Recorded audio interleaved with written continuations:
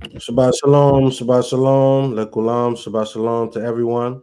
Welcome to another segment here at TempleKefarym. We are live on YouTube and Facebook.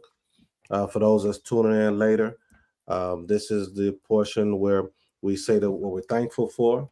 We want you to put it in the comments. Let us know what you're thankful for. We'll comment too. We'll put it above so people can see if you're live now. So we give honor and praise and thanks to the Most High for things that may have happened during the week that we might want to give honor and praise to the Most High in. All right.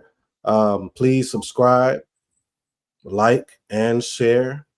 Please subscribe, like, and share. Share with your friends, share with your family, those on your other social media platforms as well. All right. Is there anything that anyone would like to say before we get started in this portion? All right. All right. So again, we got people still coming in, trying to give you all some little time to come in. Again, this is where you give honor and praise to the Most High for whatever it is you may want to thank him for. Put it in the chat. We will share it. We will read it for you. All right. All right. So we'll start with those that's here first on the panel. And then we'll go to those that's in the chat, whether you're on YouTube or Facebook. All right. Whoever would like to go first.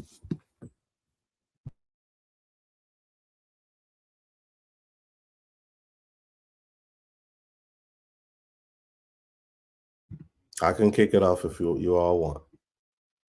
I'll kick it off. All right, cool.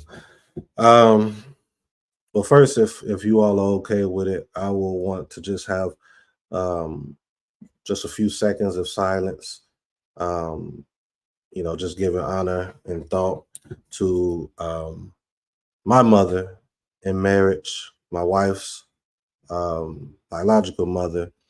She's tuning in, but she's not able to be on today. Princess or Naseekh. But our mother passed this past Yom Rebi'i or Wednesday, at nighttime in the evening. And if we could just give a moment.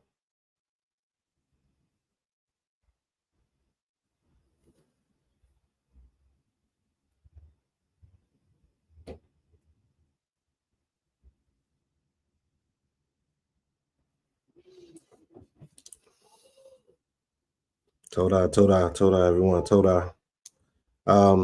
So what I'm thankful for, even in the midst of this, is us as Hebrews. A lot of times when people pass, there's crying, there's mourning. Of course, that's there. One of the beautiful things that those that are kind of conscious Hebraically, they still give honor and praise to the Most High. When I was present there at the hospital with my aim in marriage, all she did nonstop. I lie to you all not. You know how when you listen to and I don't normally say that, Prince. I thought about you when I just said that. But you know how you all hear people like when they're going through something, or maybe it's something that's going to cause them maybe to pass or whatever, they might just, please Most High, this and that, and they'll kind of leave it be. But AIM was praising, I promise you, the Most High throughout the whole process. And one thing I want to share with you all that I'm thankful for to be able to witness, aside from the things that she was even saying about me as the son coming in marriage and the family was saying, but one of the things that I got out of it was at the very end, her very last words. I don't even know if we told Prince or Princess this, but her very last words was hallelujah. Her last words was hallelujah. And what that did for me, even in the midst of what we're supposed to be as leaders within Israel or leaders within this earth, it just pushed my focus a little bit more. Like, if an individual can be on their dying bed and all they do is praise the Most High, and not, um like so focused on, oh, I'm going to pass, I'm going to pass. No, she was praising the Most High, even to the point her last words was hallelujah. I can't make this up. They prayed, she said hallelujah, and then that's when it happened. I've never seen it. Some of you all may have seen it, but I've never seen it. And I was grateful and I'm thankful to witnessing that. I'm grateful and thankful to when I was praying with her. She just held my hand for 10 minutes after the prayer and just telling me that she's drawing from my energy and my spirit. You know, I had a moment where I started thinking about our forefathers of old and the miracles that they did through the Most High, through prayer and things of that nature. And I had a moment to where it was like, she believed in me in the prayer. She was like, "You got elevated for a reason." She said, "You are you walk this path. I believe you to be a true man of the Most High, and I'm just drawing from your spirit." And then when it happened, I had a moment where I was like, I failed her, but I do understand.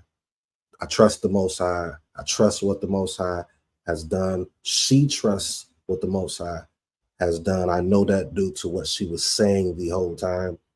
And I just had that moment of weakness because, I felt like she depended on me, through that portion of doing that. But then after that, I thought like, wait, during this moment, was able to right whatever wrong she thought was wrong. She was able to bring family together that wasn't together at that moment. It was a lot of things that took place, a lot of relationships built through this. Princess got to come out there and meet her and things of that nature. This was just amazing. And then when we post her spirit going back to the Most High, so many people coming out of everywhere, just saying the impact that she had. She put out messages for the people, and she was powerful in her knowledge and things of that nature. So I just thank the Most High for witnessing this. I thank the Most High for being able to see that her strength, her resilience in it, and I thank the Most High for um, reminding me that his will has to be done no matter what. I did the purpose that she needed of me and he wanted of me, and his glory is still there due to this. So I'm grateful for, as my Ishai just said, for her life and to witness that strength. I've never seen it personally, because I've never witnessed a lot of people in that particular situation. Um, in that particular situation, and what she did was amazing to me. So with that, I yield and I pass the mic. Before I pass the mic, it's about 15, 14 more people coming in. This is the portion where we give honor and thanks to the Most High for whatever it is this past week that has happened, or month, whatever you want to say. And also, please like, share, and subscribe. All right, I pass the mic.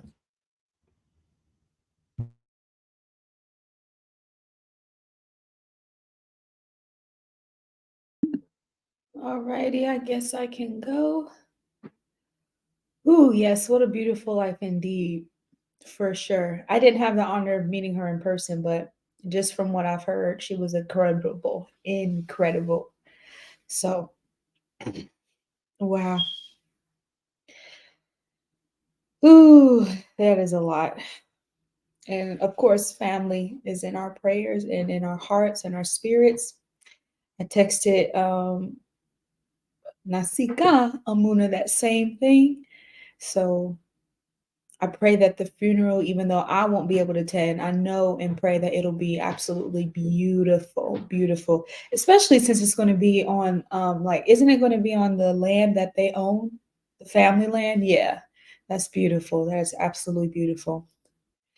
I am thankful for, honestly, just getting through this week.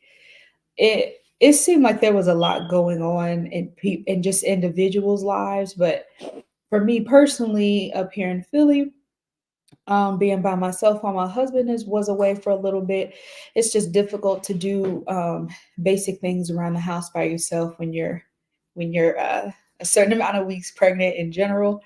So, and I've been having some difficulty moving around a little bit and like sleeping and stuff. So I've had a few restless nights and just trying to get comfortable as the baby gets comfortable, and we're just adjusting to each other. So, and it was a hard work week too. I think I cried like 2 times this week. It was just a lot of emotions happening. Um, for multiple reasons, tired, anything. So I'm thankful that the creator just like kept me through the week and allowed me to be here on another Shabbat in general. And I am thankful that my husband is here. He came back for just a few days. He's going to be back in Georgia again, but that was a nice surprise to see him come home for just a little bit. And yeah, that's what I have to say. I'm just thankful that we made it to another Shabbat, and I pray that this rest day we were able to like get the spiritual upliftness and the spiritual comfort that each of us needs individually. Shalom.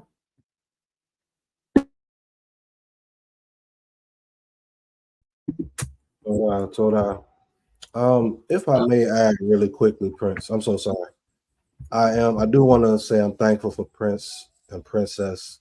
You all have no idea the servitude that they have been doing. Um, that they have been doing.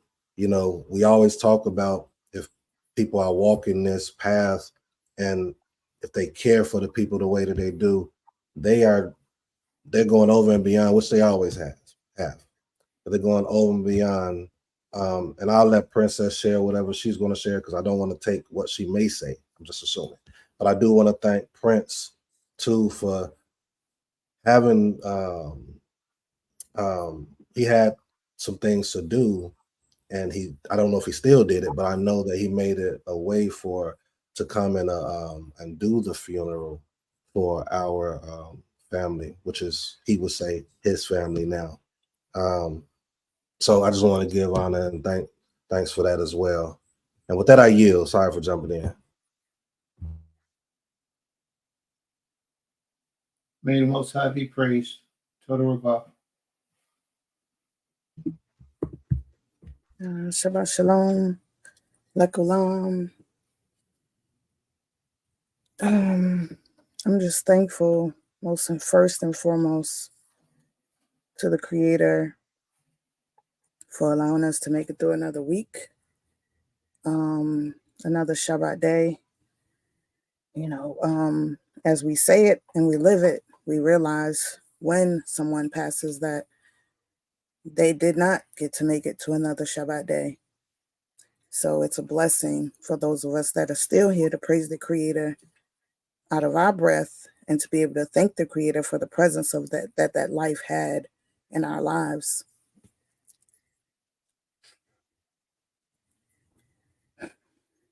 So luckily, I'm just it has been a lot this week. And just trying not to be emotional, but it is a lot going on. I am thankful, that my sister wife is able to do the things she needs to do with a growing baby inside of her, because it can be a lot. Your body becomes a totally different space and time. And a lot of people don't understand what happens to a woman's body when a human is growing inside. It's a whole metamorphosis. So, the changes that you go through emotionally, physically, spiritually, mentally, it's a lot. So, all praises to the Creator for keeping her through that process. All praises to the Creator for the life of Sister Aaliyah, whom literally I only met physically one time, but in that physical time of meeting her, we bonded so greatly. You know, we held hands, we kissed, we hugged. Um, and I thanked her, you know, just for her strength, because it taught me some things too. You know, you see people going through battles, and sometimes you don't know what their mind is going through, but it helps you when you see that they're strong. It helps you to remain strong. And just watching that process, you know, it brought me back to being there for my mom during those moments of her last days. And so it just reminded me that strength is something that's deep inside of a person, and you can't fake it. You can't bring it in that moment. It's just something that's always there. And she had so much strength. And I'm just thankful that the Most High allowed her daughter and her son by marriage to be a part of our family, so that we could now be a part of their family. And that's what it felt like meeting them. Even the day that we came, it was like hard to even leave that day, because it felt like we were leaving family. And so I'm thankful that the Most High has blessed us with another arm of family, another branch in our tree. I'm thankful that her children are doing strong.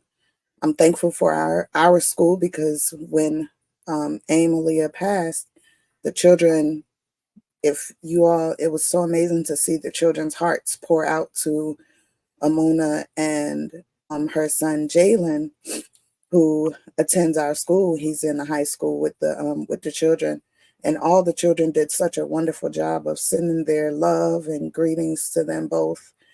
And it was just a beautiful sight to witness and to be a part of, to see how we are now all a family. Even these children never met each other, a lot of them before, but just the thought of one of their classmates losing their mom, you could see the sadness in their eyes, and you could hear it in their prayers.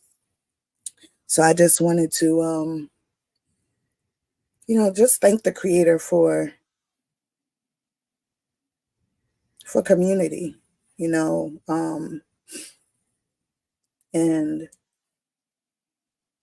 I want to thank him for the strength that he puts in me, because there are times when I think I'm gonna be very weak, and he puts a strength over me that I don't even know I have.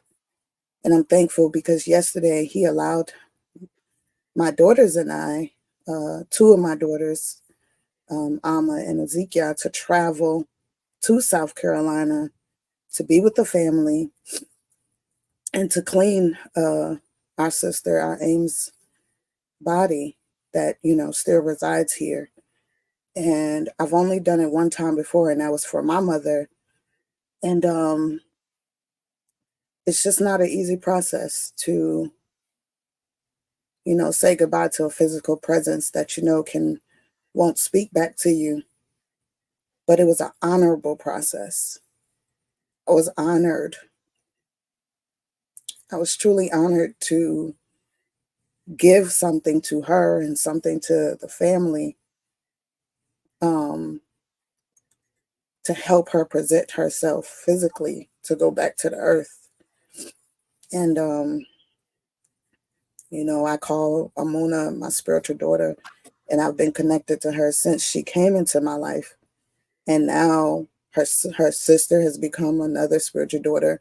And before we left last night, after we did everything, we went back to the house with with some of the family, and we were going to just leave about 15 minutes, but we stayed for another couple of hours, and we just laughed with each other and like bonded in a way that I didn't even know we would.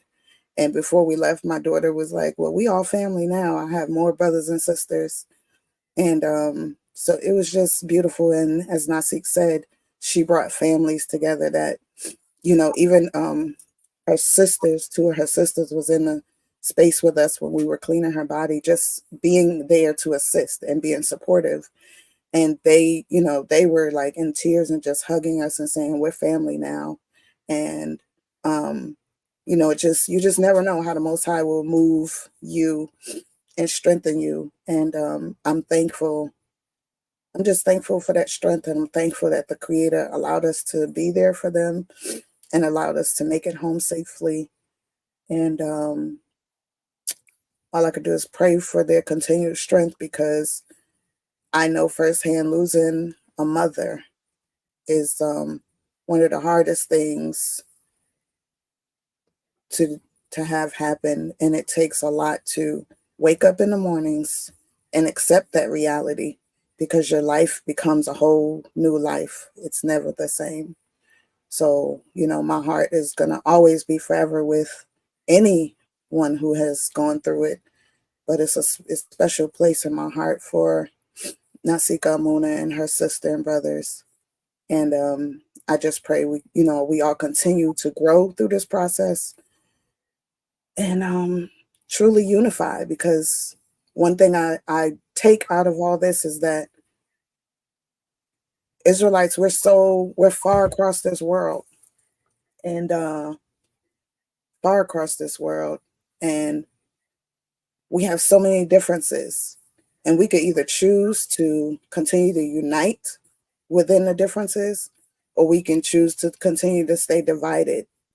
And if we stay divided, then we're absolutely doing exactly opposite of what the Creator has destined and desired for us to do. We're already living through the punishments of our ancestors and forefathers from staying divided and choosing to follow the ways of the world. So we have to choose to be united. And it's not saying that I'm going to omit what somebody may believe in, but we learn how to kind of work with each other, work through each other.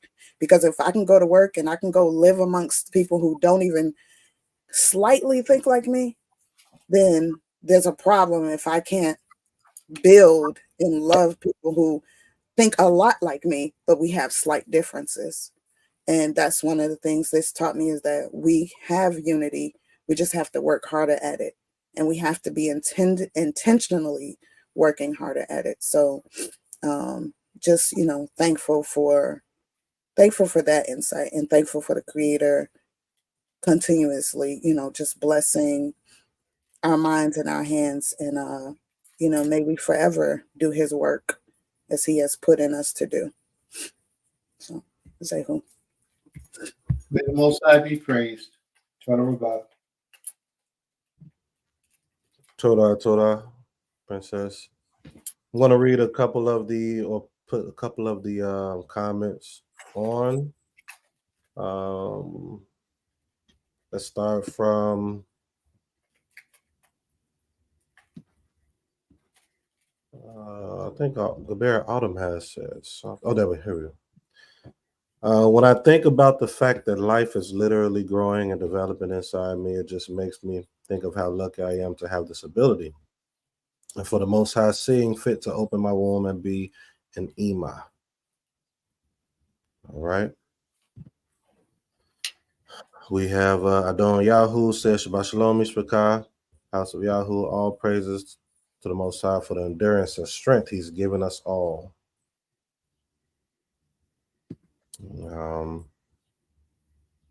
We have Kabir Zakaria, Shabbat Shalom, Mishpachah, Ma'isha. We have Sakena Cecilia. Well, actually, I'm sorry. So likely Shabbat Shalom, family by Amber. Sakena Cecilia, Shabbat Shalom, family, all praises and thanks to the set apart one of Yisrael for another opportunity to honor him with my lips and my doings. He is righteous and just in His ways. His mercy endures.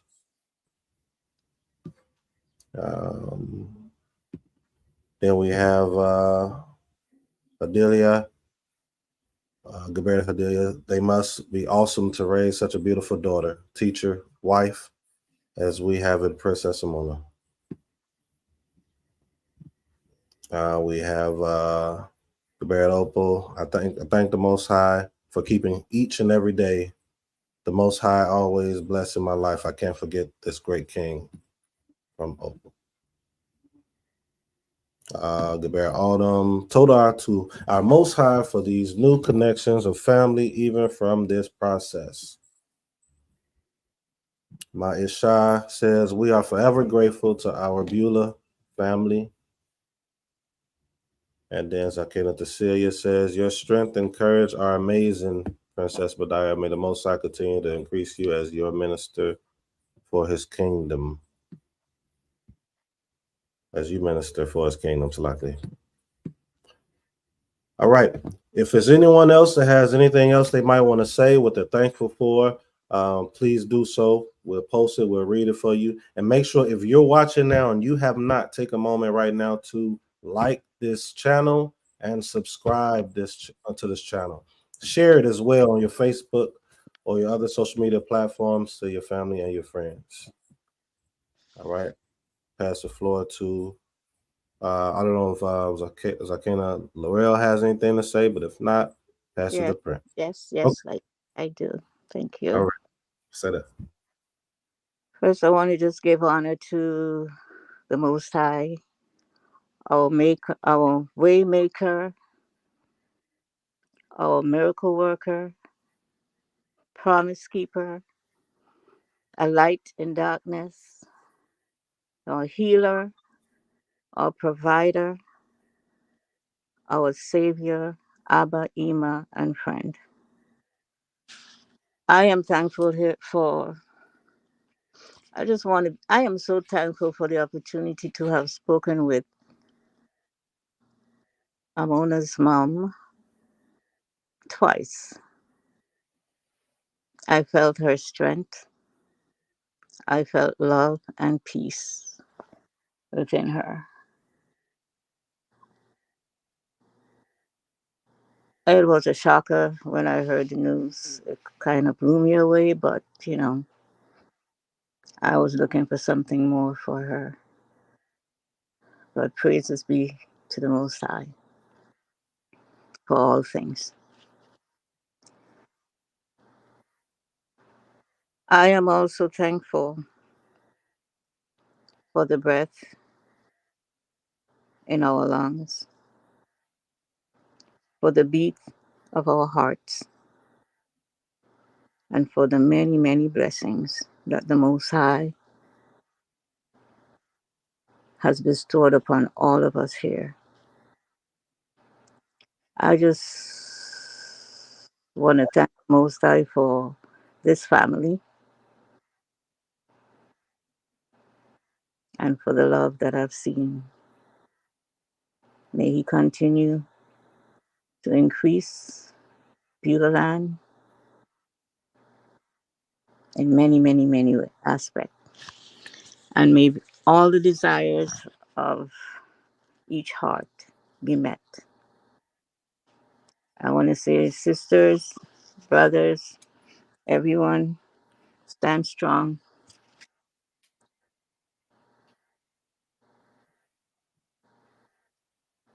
May the Most High be praised. Torah. May the Most High be praised. Absolutely. Well, Shabbat Shalom, everyone. When you do what's real in your soul, what's really within you from your essence, you give really from your true essence. Others may look at that and think that you did this remarkable thing. She, oh man, I couldn't fathom that somebody would care that much about me to do something like this for me and my family and my children. But when it comes from your soul, it's like simple. It's like you getting out the bed, going to the bathroom, brush your teeth, take a shower, and go to work or go out and start your day. These are all things that comes natural when you're a person of decency and order and trying to do your very best to be right before the Almighty. I'm hearing everybody think about speaking about all the great things we did and how we went out of our way to do this. It wasn't. This is what you do for those you love. You know, people you care for. It's just people you provide and take care of and help and call family and be. This is what family is supposed to be. But we being kept up in this captivity for so long, we've gotten so far away from just being who we are supposed to be, who the Creator meant for us to be. And then when someone who is of that nature comes into your life and do things that we are supposed to do without even thinking, without even hesitating, it's like, wow, I haven't seen this ever in my life. And the person doing it probably ain't never did it ever in their life. But when the opportunity presents itself, the person who is most qualified is the one who's supposed to stand up and get it done. And that's what we do. This is the true meaning of community. That's what this is all about, the true meaning of community. And I thank the Most High for that opportunity to be a part of what it is that the Creator is doing. Can we post that, what your Isha is saying, please? I'll pause.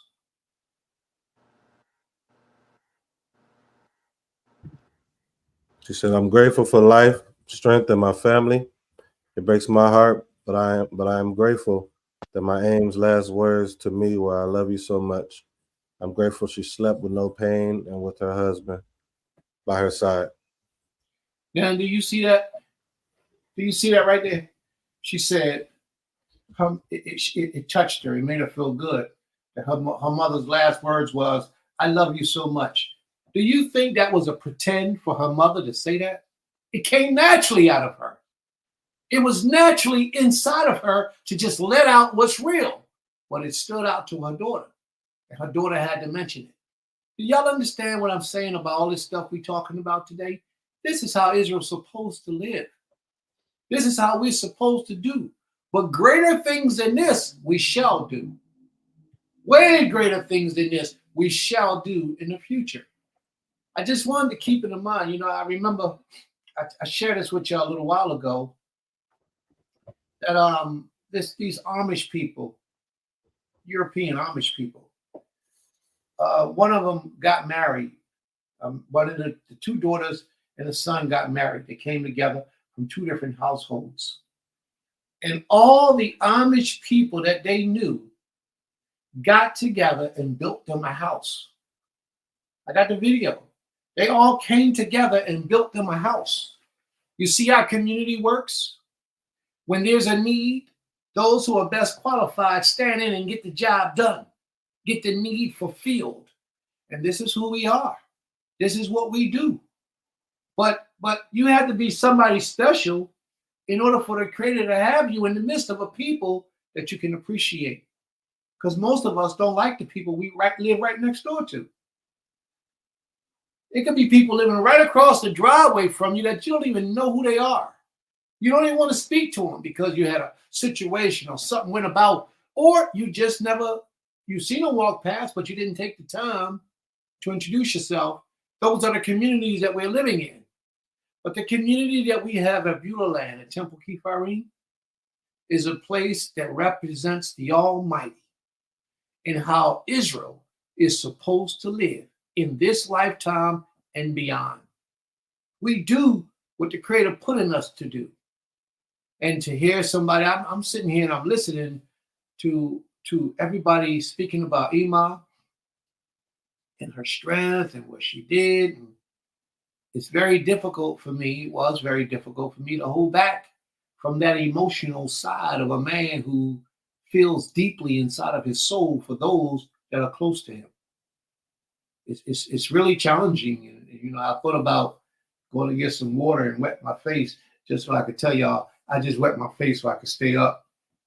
To hold back them things from falling, and y'all be looking at me, look at him sitting up there crying. No, man, this is real. And this is where the passion of life comes from, when you love the Creator's people. And when you really, really, really have the desire to see everyone do good and righteously before the Creator. I thought about this, family, and I ain't gonna be too much longer.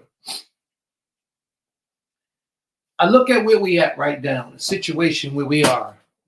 Ima just passed, and the community came together as a family, traveled great distances, did a whole lot of things that 2 weeks ago or 3 weeks ago we wouldn't have thought we'd be doing on this day. A lot of things have taken place. Family members have gotten united together again. People who never knew each other got to learn of each other and build a bond with each other. But this is what I've been thinking about. The Creator knew this day was coming.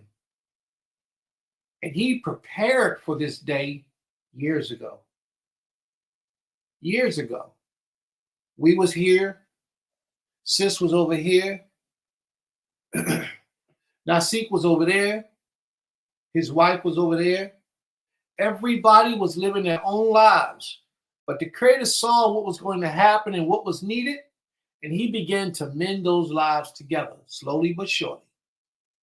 He started his process years ago to prepare for this day right here, where we're at right now.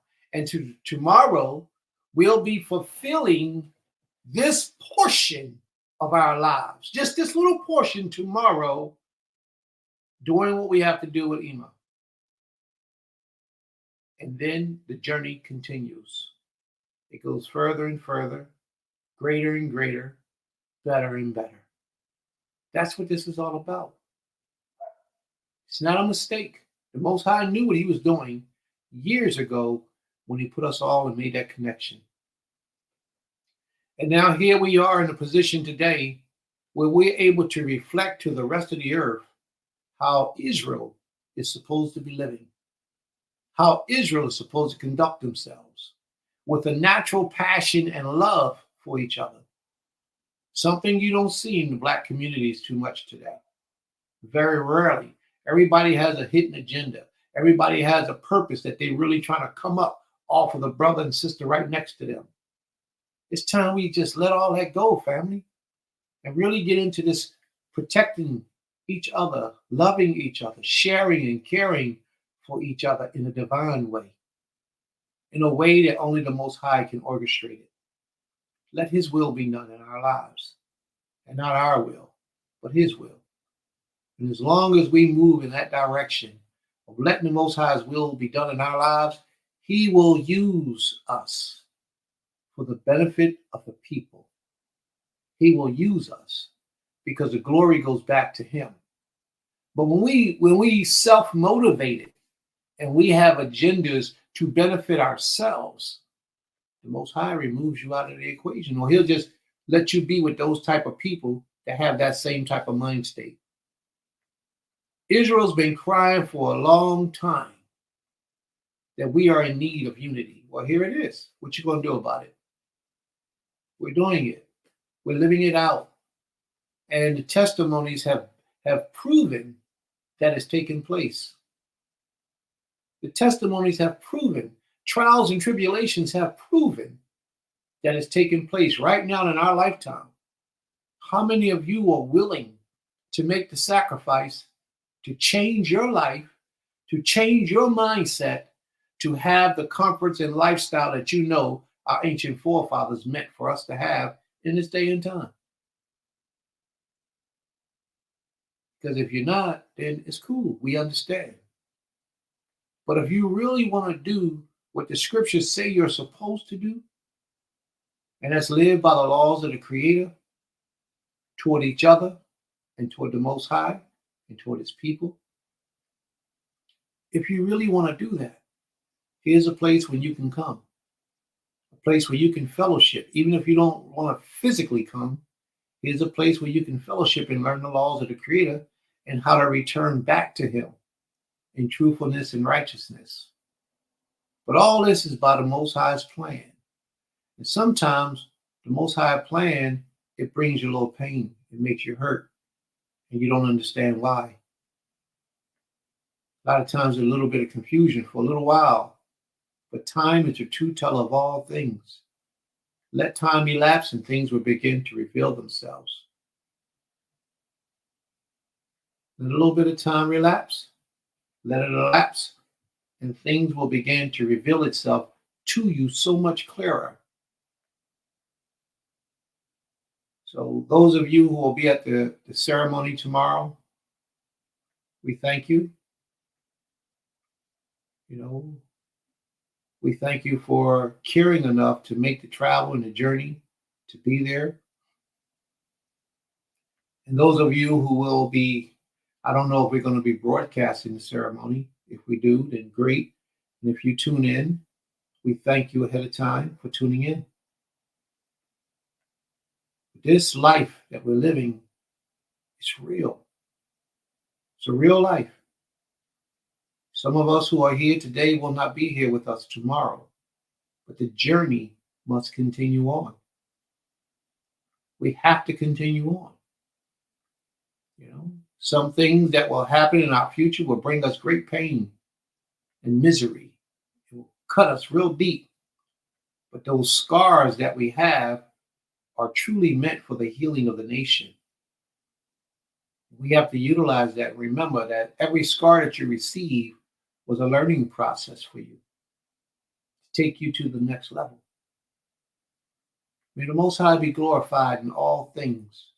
And to hear that Ema was still praising the Creator instead of crying out, oh, why me? Why has this always happened to me? Why can't I? No, she was strong, which means that she was willing to accept whatever decision the Creator brought about. It's us who can't accept those things. It's a lot of us who are left behind that can't accept. And we hurt and we cry and we mourn and we so upset. But the Most High's will has been done. Now we have to accept it. We have to move on.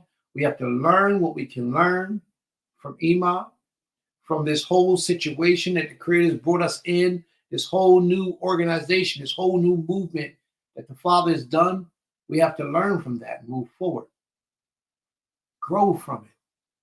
And allow it to be profitable in your life where you can teach someone else from the experiences that we've had. That's what it's all about. All glory, all praise, and all honor goes to this King who reigns forever and forever. So family, you're not alone. We're all together as one. And if it's pleasing to the Creator, we shall always be together as one. May the Most High be praised. Toda Rabbah. Naseekh, can I forgot. I wanted to give also thanks to the Creator for being with my daughter, Ezzy, as in Wanya, yesterday. As we were out in South Carolina with the family, we get a call that she was in an accident on her way home on the public transportation. And so I'm just thankful that the Most High covered her, and she was just more emotionally and mentally shook up and no physical damage. So told out to the Creator for that. And just another way that the Most High is showing us that, He's working, and we continue to do as He has ordained for us to do. He will protect us. So just want to definitely be thankful for that. So Toda Rabbah.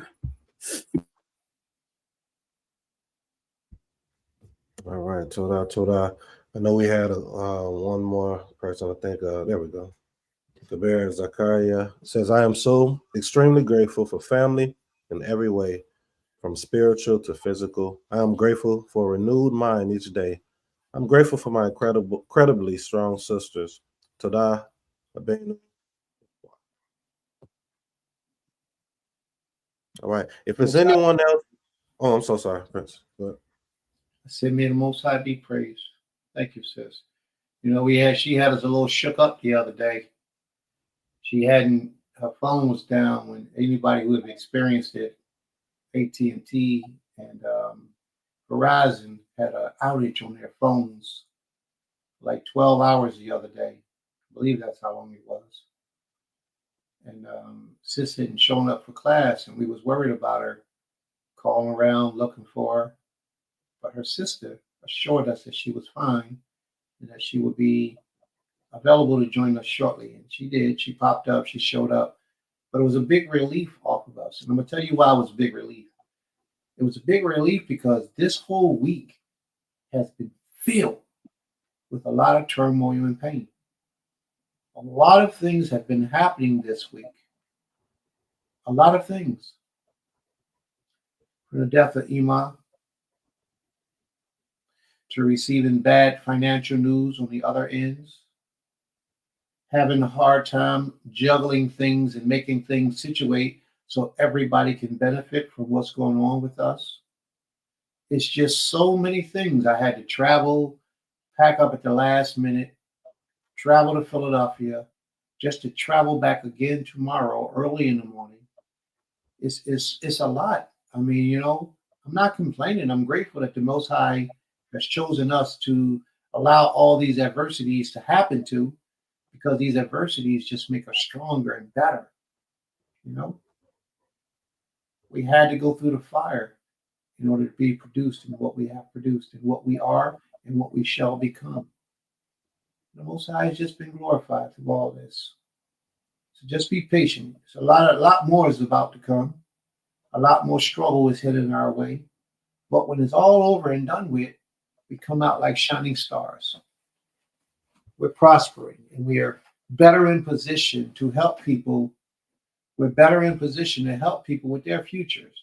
I got a call just this morning from a young lady who wants to come and live on the land with us. So the word is getting out. People are hearing, people are seeing, people are learning. People are knowing that we're here for the people. A lot of people cry that they're being abused, they're being mistreated, they're being used, and leadership is just not doing them right. Leadership is disrespectful. And we don't have that issue here. But it's getting out. People are seeing it. They know that we have a place prepared for them. That the Most High has a place prepared for them. So we can use all the help we can get, all the support we can get. But I'm going to share with your family, we're not interested in helping anybody that don't want to be helped. So that means, in essence, we understand that nobody's perfect, that everybody has errors and faults that they have in their lives. And a lot of people reach a certain age where they've made several mistakes. I mean, life-altering mistakes. And we're not holding that against you. As long as when you come in our midst, you're willing to change. That means cease from the person you've been and be the fullest potential of a human in life and profitable to humanity that you can possibly be. Because that's what we're here for. That's what we do. And if you cannot do those things, then there's no need for you to reach out. No need for you to make the phone calls. And I'm going to share with you, people come to dwell with us. They have all type of habits and traits and characters that they've been doing prior to coming to dwell with us. And all these things are asked on the interview, because we don't just open the door and just let you come to the door. No, you get an interview. And we ask you questions that may be difficult and hard. Some of them may be even embarrassing for you that you may not want to answer.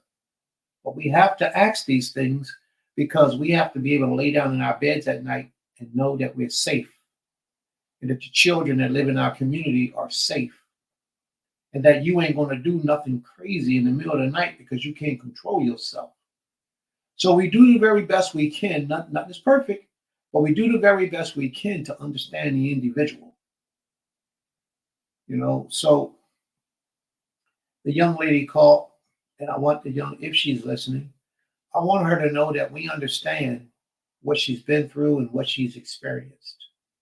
We're here to help as long as you want to be helped.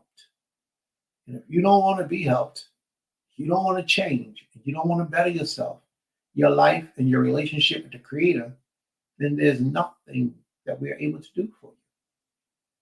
Nothing. And it will sadden us to see another Israelite out in those streets suffering with life, everyday life as the world brings it, and not be able to help them.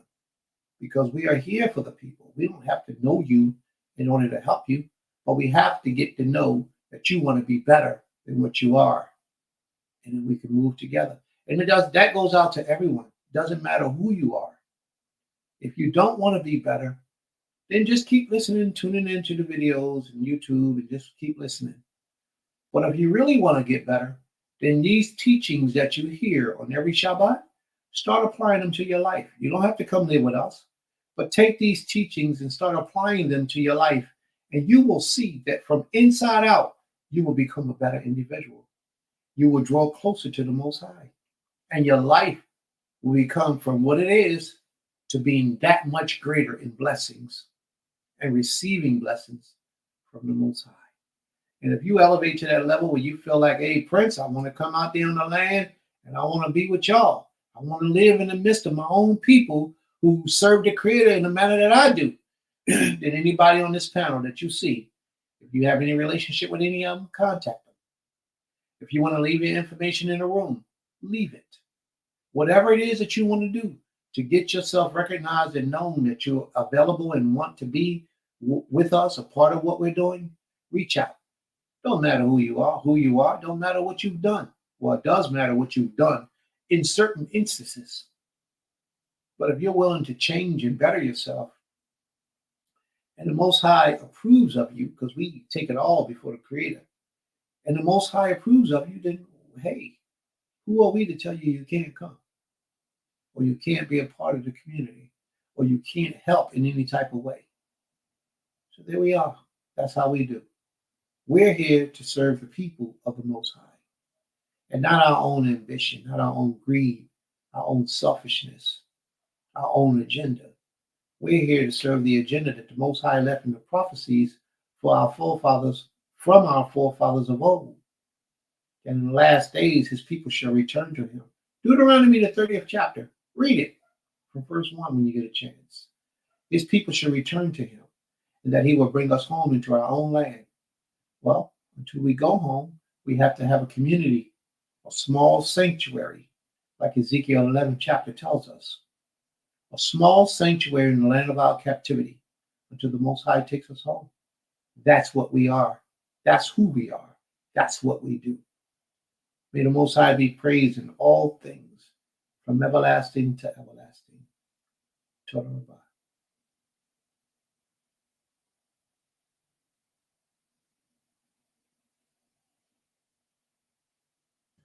Toda. On that, Prince, we have a couple more comments. And we have Gabriel Hadara. Hallelujah. I am in tears reading that your aim or Amma or Ima last words were, I love you so much. That is truly a gift to cherish, a gem to remember forever. So inspired by your and your Amma's strength. May the Most High be praised. Gaber Zachariah says, Khan, what is so beautiful from this as well is that my family, who is not in the truth, was able to see the love and concern you all have for the children and I. My dad took note and expressed gratitude. May the Most High be praised. And see, that's our job, to bring light to those who don't have the light, to release those who are in prison houses from prison. So if what we do just by being who we are benefits the life of someone else, then our lives and our doings was worth doing, and our lives was worth living. May the Most High be praised. Toda Rabah.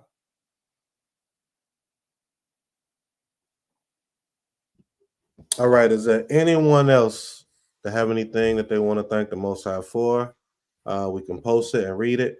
Also, those that's tuning in or just coming in, please make sure that you like this video right now, that you share it to family and friends, those that's in your social media platforms, so they can hear the message of the day and also the future messages and the past messages.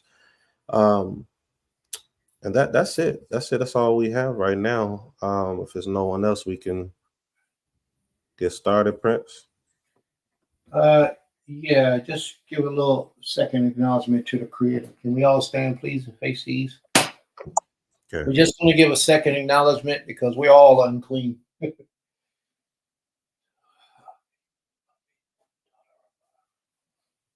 All right. And when you're unclean like this, you know, you don't want to pray to the Almighty when you're unclean, but you do want to take the time to acknowledge the Creator.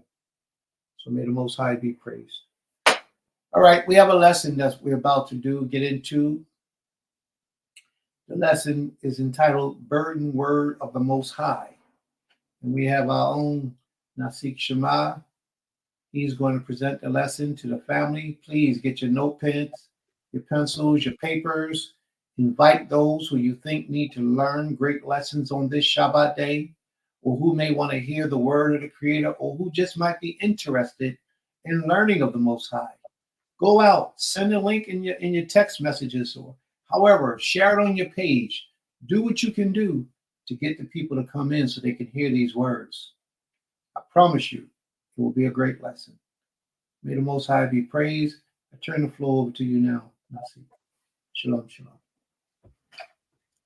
Todah. I'm actually taking heed to that right now.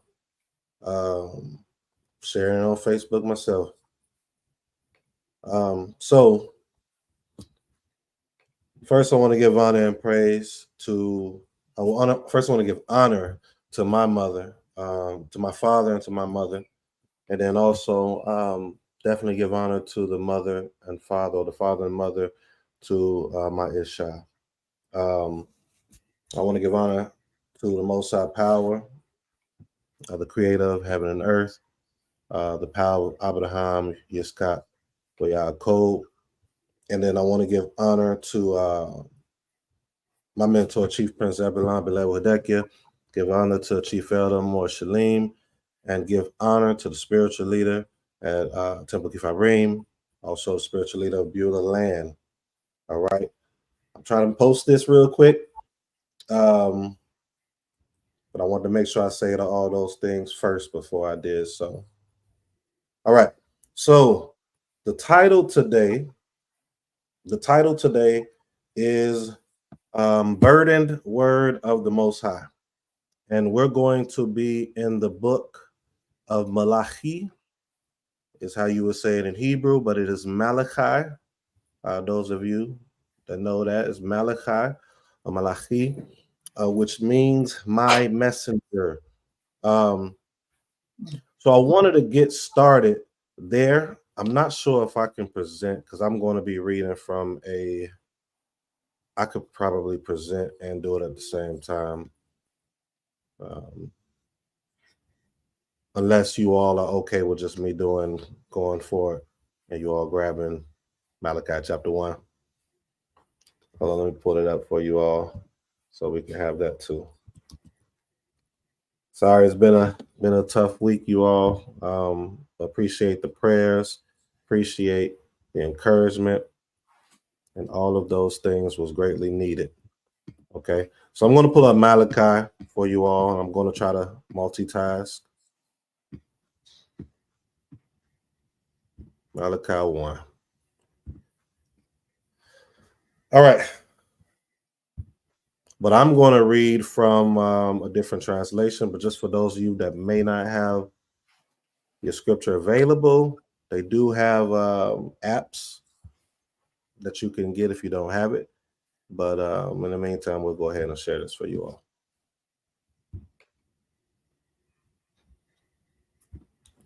All right. So we're going to start in the book of Malachi. A little background with Malachi is Malachi was around the time of Nehemiah and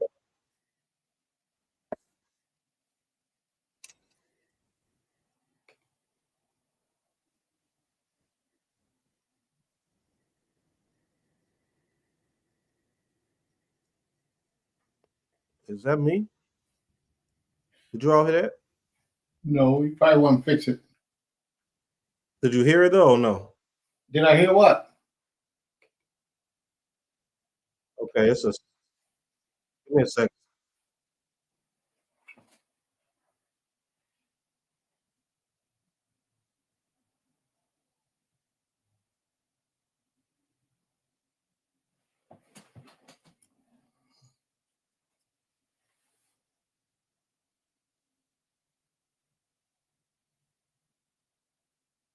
Hello? Hear that? No, I don't hear anything. Give me a second. I don't know.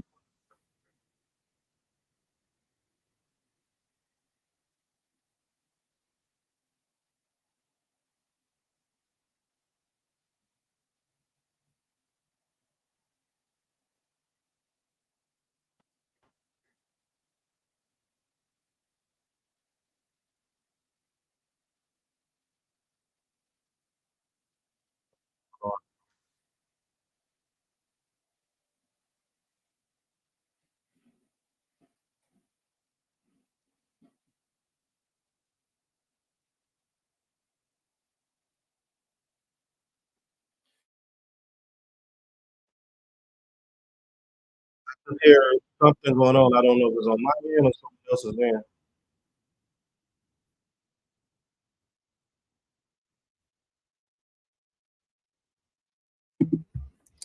It may be on your end because you sound a little distorted, muffled a little.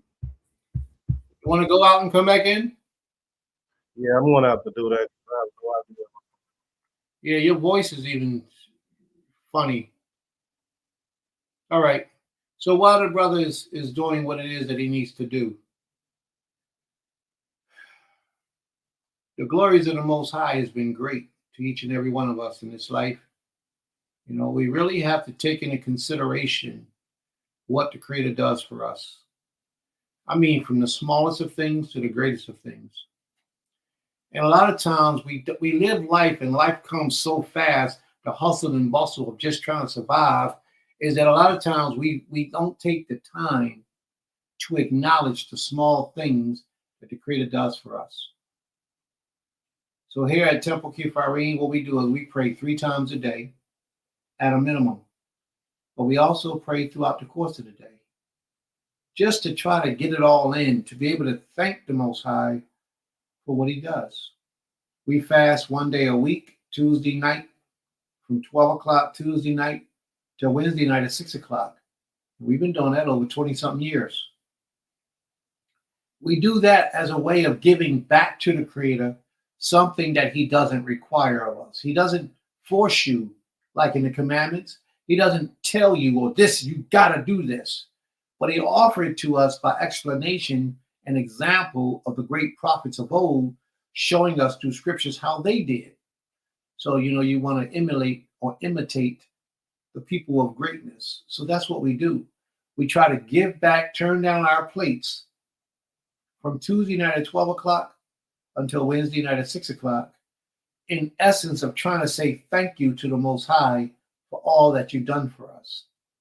And in these principles, by doing some of these things, what we did not do it for, but yet the benefit we reap from it, is that when you cause your body to shut down and fast, your body goes into a process where it begins to heal itself. So we've been knowing that for many years. And then you wonder sometimes why you don't get sick, why certain things don't affect you that's been affecting a lot of other people. It may be because of the way that you praise this King has a life of bringing healing to your body. And you may not even notice it.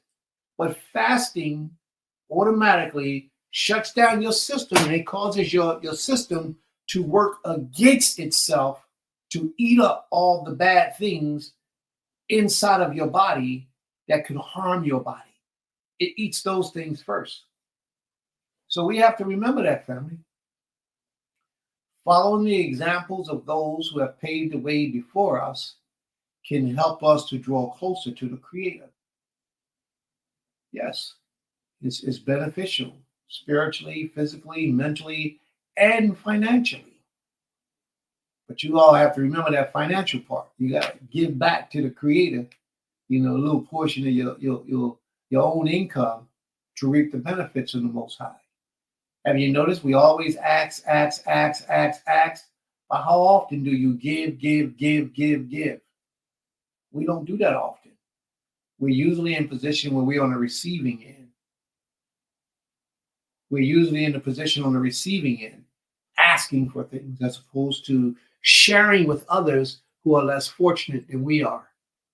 And we have to get into that mental conditioning.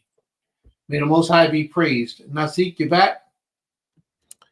Yes, Much it's a lot. Sounds much better. I was for those that's familiar with computers, it was like another window was open, but it wasn't there. Couldn't find it, so I had to restart my whole computer. It was playing one of the children videos from the teachings for Goshen Hebrew Academy, and I could not find it. So please forgive me, you all. I'm going to just read from. I'm going to pull up what I have. If you can just follow along in your Bible, so I don't have to be doing too many things at once, that would be very appreciated. So we was talking about the book of Malachi or Malachi, and I was giving a little background as to where this prophet or this individual was around. He was around the time of Ezekiel. I mean, not Ezekiel, sorry, Ezra and Nehemiah. And some scholars actually teach that since it said Malachi is my messenger, they actually attribute it being Ezra, but that's a different school of thought. I don't know if you all ever heard of that before, but we're going to just stick with it being Malachi. All right. So let's start. Let's get started. I'm not going to hold you all up. Let's get started. All right. The message of the word of the Most High to Yisrael by Malachi, right? That word there for message in this translation is actually burden. Okay, that message is actually burden. I got a question. I want to kind of involve you all. What do we remember the slaves of our days here in America? What do we used to call them? Do you all know? Do you all remember? What did we call them? What do we call the masters, or they call themselves the masters? What do we call them, though? What was the word that was used? Anyone? Besides oppressors. Uh-huh. Like, what do we actually call them? You know? If no one knows, I'll say it. But I just want to see who probably knows what I'm going with this. What do we call them? Sir? You said slaves or slave masters? Okay, so you said slave masters. Take the slave off. How do we pronounce master? Did he read? No, in English. How do we pronounce master? How do we say it? Master. You know, so the slaves. Oh, massa. Lord. Massa. Mm-hmm. We used to call them massa, and they would look at it as like, oh, you know, this person's illiterate. It is my belief that some of us as slaves knew where we derived from, the customs, the cultures, and a little bit of language. This word burden on some of you all's translations is massa. The word is massa, and the word means burden or a heavy load. Right? It's another word that we're not going to go over today, but niggas is actually in Isaiah, and if you all knew the meaning of that, is he who was oppressed. But that's another topic. So massa here in verse 1, let me go back to it. It says the burden of the word of the Most High to Yisrael by Malachi or Malachi, right? Why is this word burden used, right? Why is this word used? It's 57 times used throughout the scripture. And what I want to do before we continue in Malachi, because we're going to be in Malachi the whole time. We're going to do all 4 chapters if we have time. But we're going to go to Numbers 11 really quickly. And we want to read 17 verses there. I want to give an idea of what Malachi 1:1 is saying, because it says the burden of the word of the Most High to Yisrael by Malachi, right? So Numbers 11, and we're going to start at 1. And it says, and it came to be when the people were as complainers, it was evil in the ears of the Most High. We just heard Prince speaking of my aim, right? May the Most High bless her memory. That she was not complaining, and I was there, right? My Isha was there. And a lot of us, we witness, and this is not to throw shade at those individuals. A lot of us are at different levels. A lot of us are accustomed to how we are over here versus studying and looking at how our forefathers and foremothers were. We read a couple weeks ago how in the book of Maccabees, how the women literally would die to maintain the commandments of the Most High, right? So they just move differently. The righteous ones, the remnant of the remnant. Now, like I said, Prince had brought out, said that she wasn't even complaining due to what me and my Ishai was sharing with you all. It says, and it came to be when the people were as complainers, it was evil in the ears of the Most High. Why was it evil? Why was it evil? The Most High has given us life. The Most High has saved these individuals, and they was ungrateful. Sometimes we gotta be grateful for the small things. We heard Zakena Laurel has said, just for the breath, my heart functioning properly. We got so much going on that we take away the small and the most impactful things that the Most High has given to us, which is life. We go through so much, but we let that supersede the blessing that we have. It says, and it came to be when the people were as complainers, that was looked at as evil in the eyes of the Most High. And the Most High heard it, and his displeasure burnt.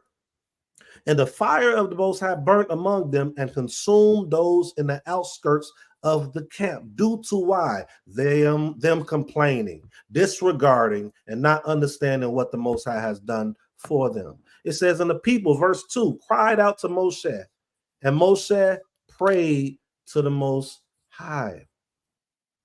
So they're complaining. They got this thing done to them by the Most High, of course, due to their complaining. But we have Moshe, a servant of the Most High, praying for them. Right? Let's keep reading. And the fire died down. Then he called the name of the place Deborah, because the fire of the Most High had burned among them. And the mixed multitude who were in the midst there, in their midst, lusted greatly. So the children of Israel also wept again and said, who is giving us meat to eat? So the mixed multitude who were in their midst influenced them to move a certain way as well. We have to be careful who we allow in our midst. Here at Beulah Land, that's what we are focusing on. We have to be careful.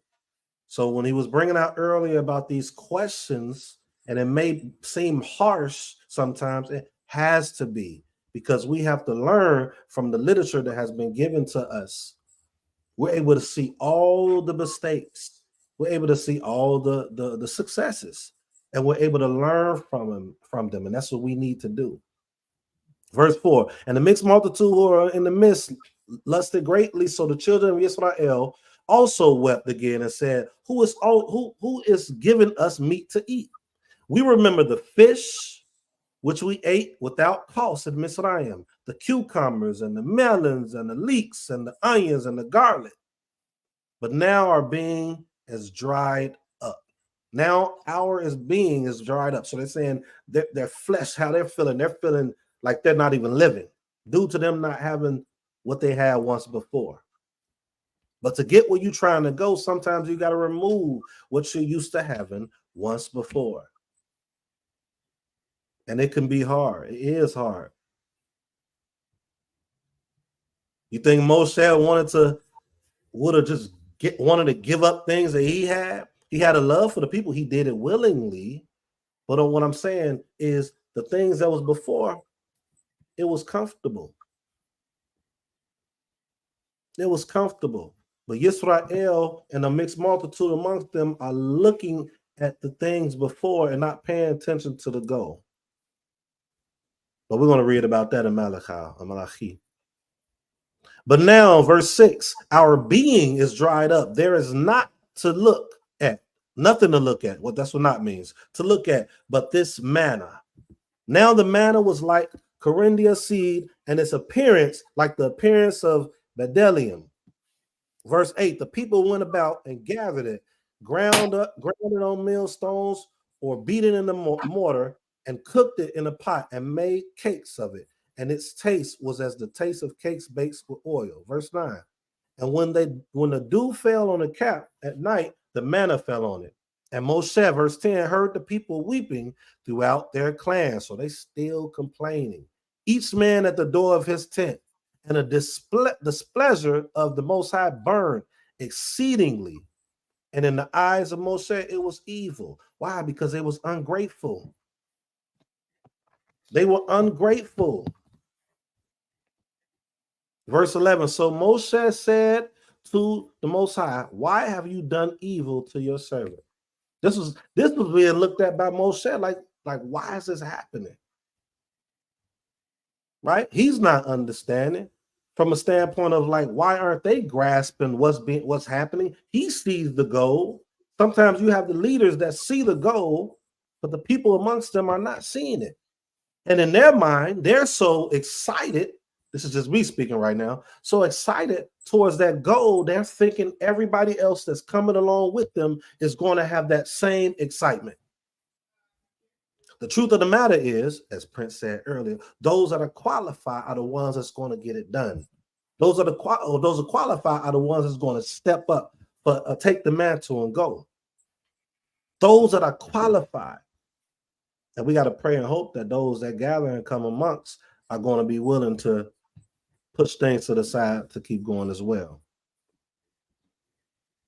Verse 11, so Moshe said to the Most High, why have you done evil to your servant, and why have I not found favor in your eyes? It looked like to him that he wasn't even getting favor, right?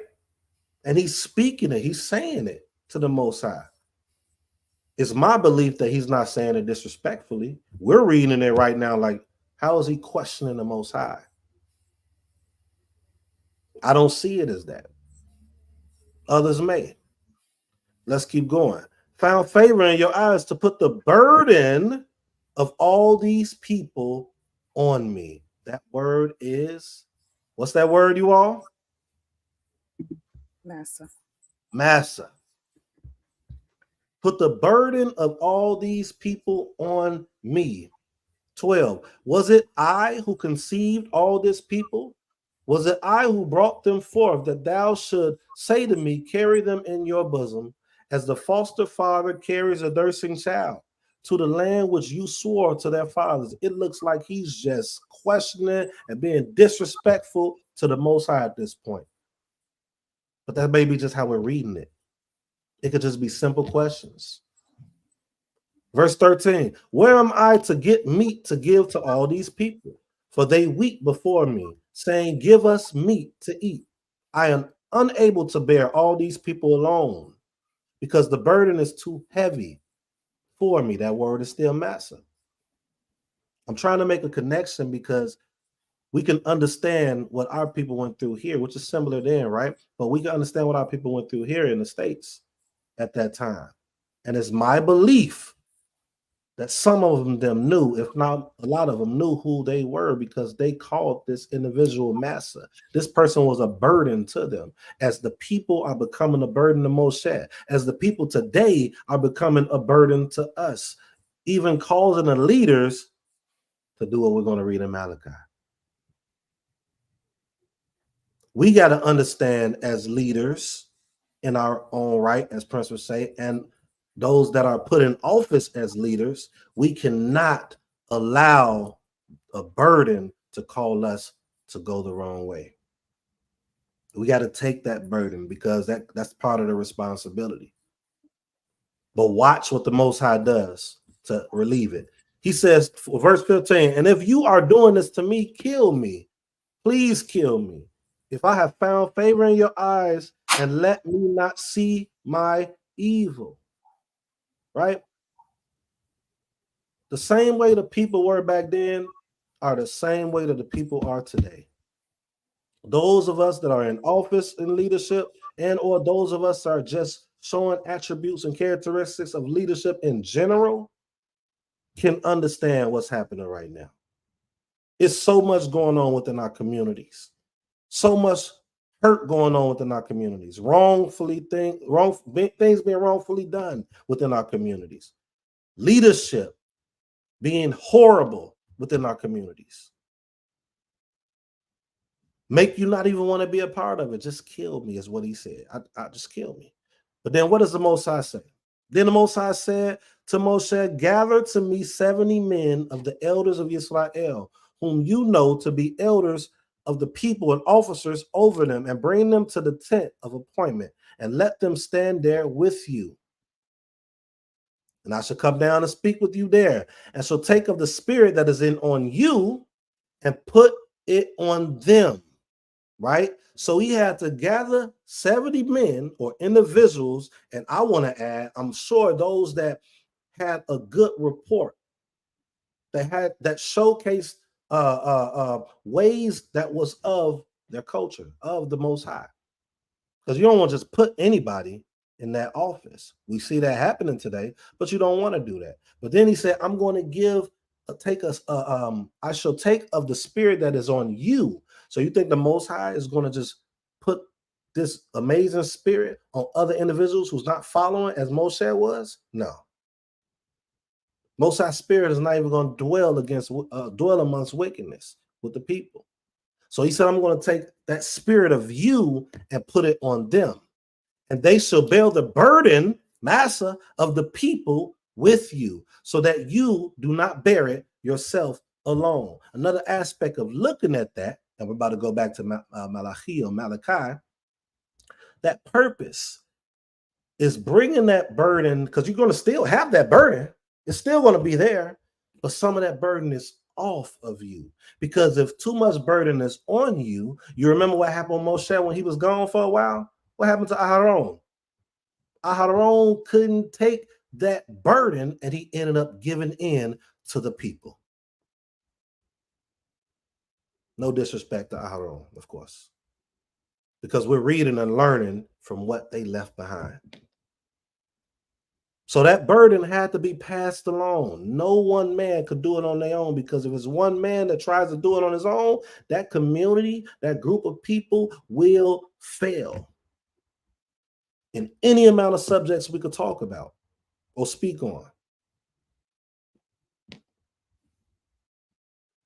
All right, you all, let's go back to Malachi. We're going to stay in Malachi for a while. Let's go Malachi 1. Any questions before we go to Malachi or Malachi 1?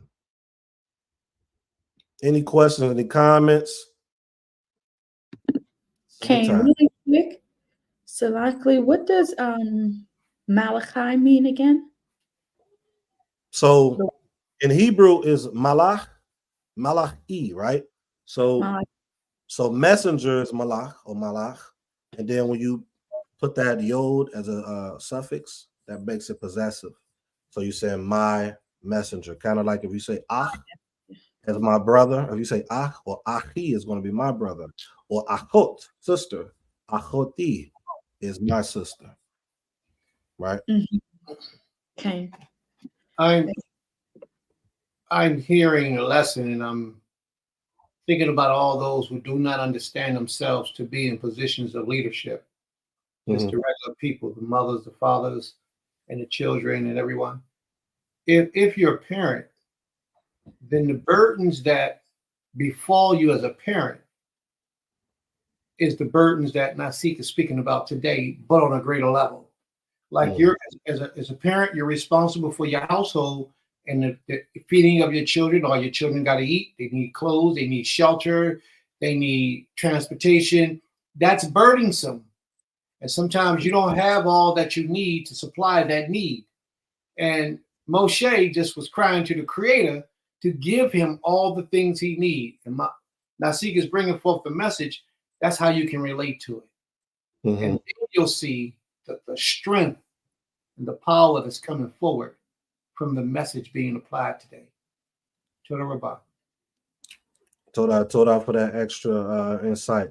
And, you know, just to bring that out a little more, you know, some parents will, man and or woman will say, like, you know, it's not really a burden, it's my job, but that's not really being honest. You know, you have a lot, it's a life that you have. You're taking care of a life. And that's what Bo said. That burden was on him to take care of these people and bring them into safety. And as Prince said, as a parent, your job is to protect, even to the point where you may give your own life. You know, Most High forbid from a standpoint of giving you long life. I want them to give you long life, but that's that idea to kind of think of. It's a burden. It's a burden. You might love to do it, and it's only one person too, or it might be a few people, but imagine a whole community of different personalities of people that you did not birth. That burden is just a little bit greater, but it's the same concept as Prince said. All right, let's go back to Malachi 1. So I wanted to bring that out. Because Malachi 1:1 says the message or the burden of the word of the Most High. Why is that a burden of? Why is the word of the Most High or the burden of the word of the Most High is that looked at as a burden? Because typically when the Most High is bringing instructing someone to carry this word to individuals, you're dealing with multiple personalities. You have to come up with ways to make sure these people will fulfill the instruction and the structure of the Most High. And then if you are an individual that is balanced or wise or understanding in this matter, you know that you're dealing with these different personalities, that where they can go into falling, right? That's what Ezra and Nehemiah came in, the way that they operated to put things in place. It was certain things they had to put in place because they knew how the people moved. They also knew how those around them can convince them to move. We see that all throughout history. It is no different today. Let's keep going. Malachi 1:2 says, I have loved you, says the Most High, but you ask, in what way have you loved us? Was not Esau Yaakov's brother? Declares the Most High. So he's answering them. They're asking, wait, in what way have you loved us? Which is, when you think about it, why are we asking that question? He brought them out. They know the understanding of what their forefathers before them went through and what was brought out. But sometimes until you go through something, you cannot really look at it the way that it was. The individuals that's being talked about right now are not the same individuals that was back in Moshe days. Keep what I'm saying in mind. The individuals that is being spoken to right now was not the same ones in Moshe days. And we're going to find out what I'm talking about when we talk about Edom or Edom. It says, was not Esau Jacob's or Yaakov's brother, declares the Most High? And I love Yaakov, but I have hated Esau and have laid waste his mountains and his inheritance for the jackals of the wilderness. I have hated Esau. There's a lot of schools of thoughts as to what that means. We're going to kind of go into it to kind of get an understanding of why. It says, if Edom says we have been beaten down, let us return and build the ruins. The Most High of hosts said, thus, let them build, but I tear down. So let Edom build, but I'm going to tear it down. And they shall be called border of wrongness, and the people against whom the Most High is enraged forever. And your eyes shall see, and you shall say, great is the Most High beyond the border of Yisrael. Let's go into it a little bit, right?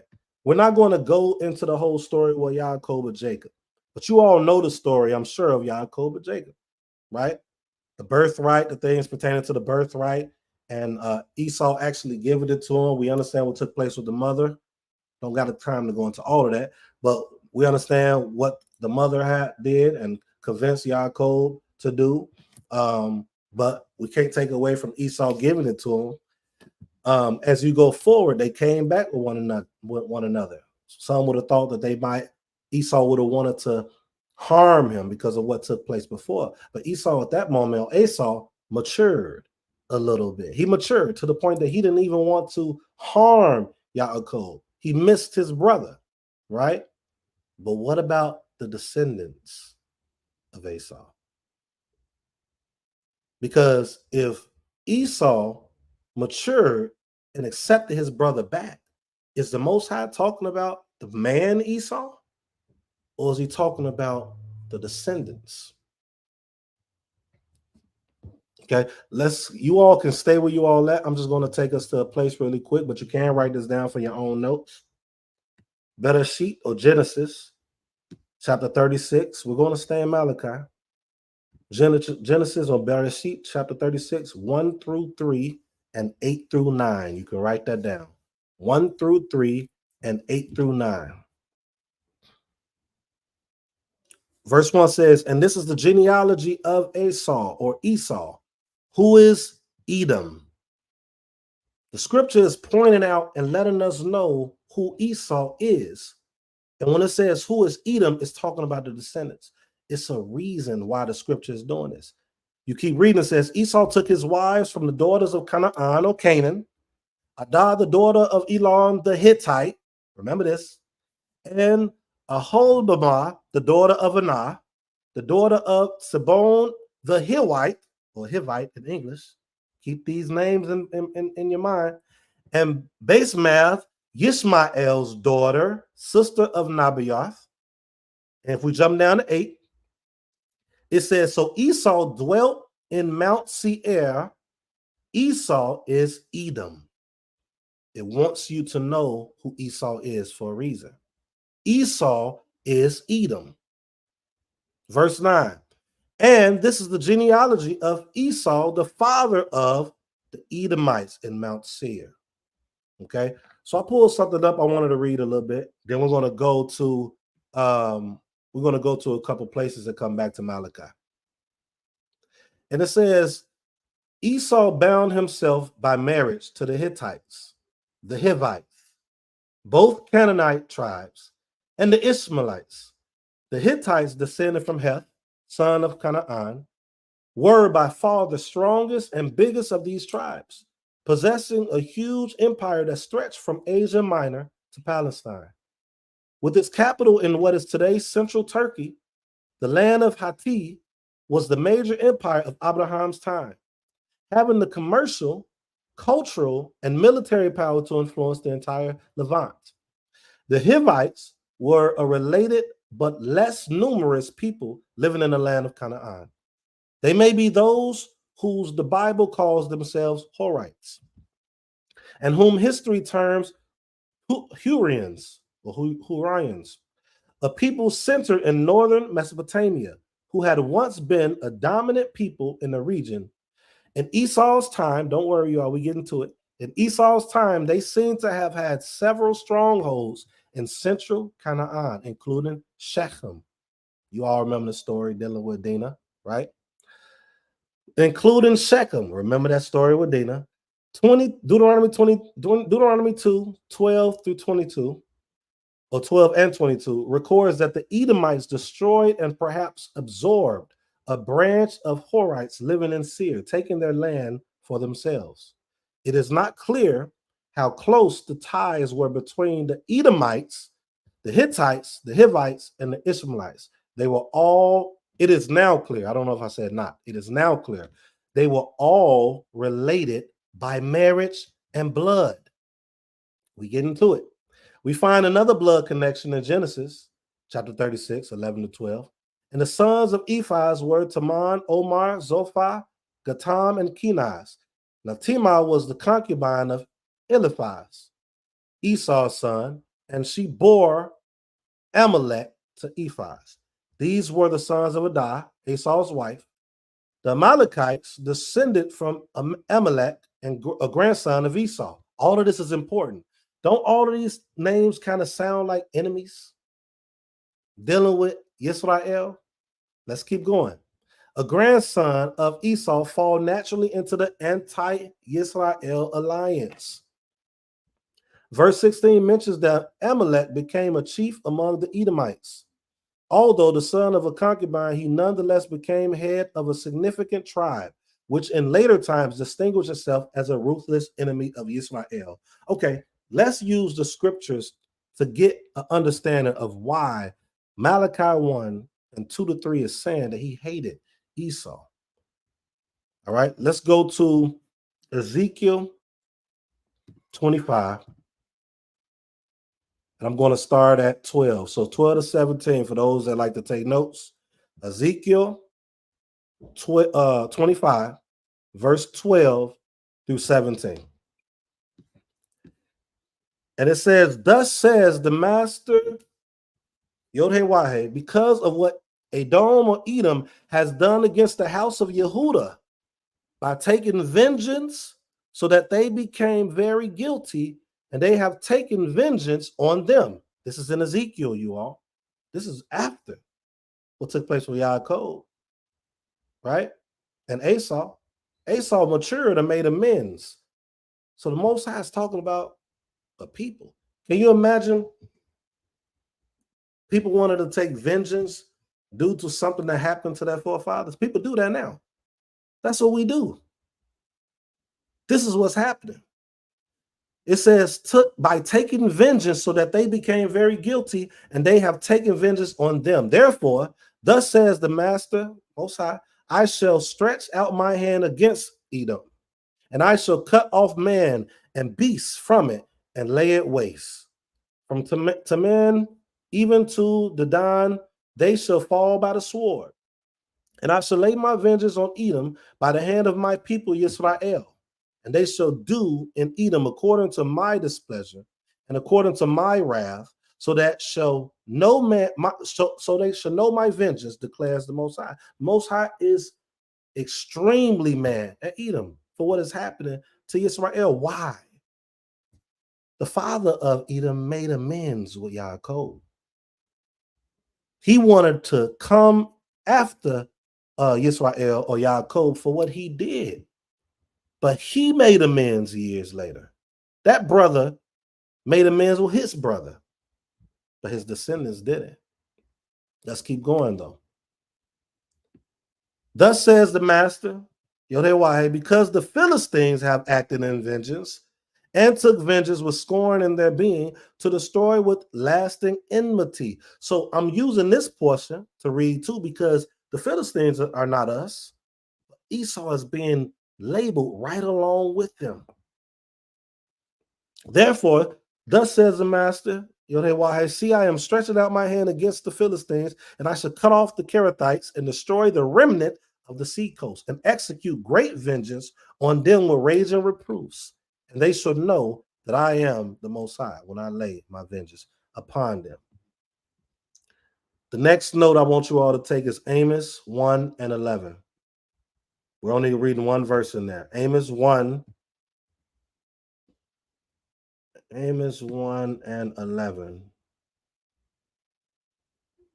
Thus says the Most High, for 3 transgressions of Edom, and for 4, I do not turn it back, because he pursued his brother with the sword, and cast off all compassion. Cast it off all compassion. How many of us have compassion with each other? This is he talking about Edom, the people of Edom, right? The Edomites. He ain't talking about Esau. Not right here. We got to learn from those before us. And Edom, the Edomites didn't learn from those before them, which was their father. We claim we know these scriptures. We read it every day, and we don't show compassion with no one. Or actually, we show compassion with those we want to show compassion to, right?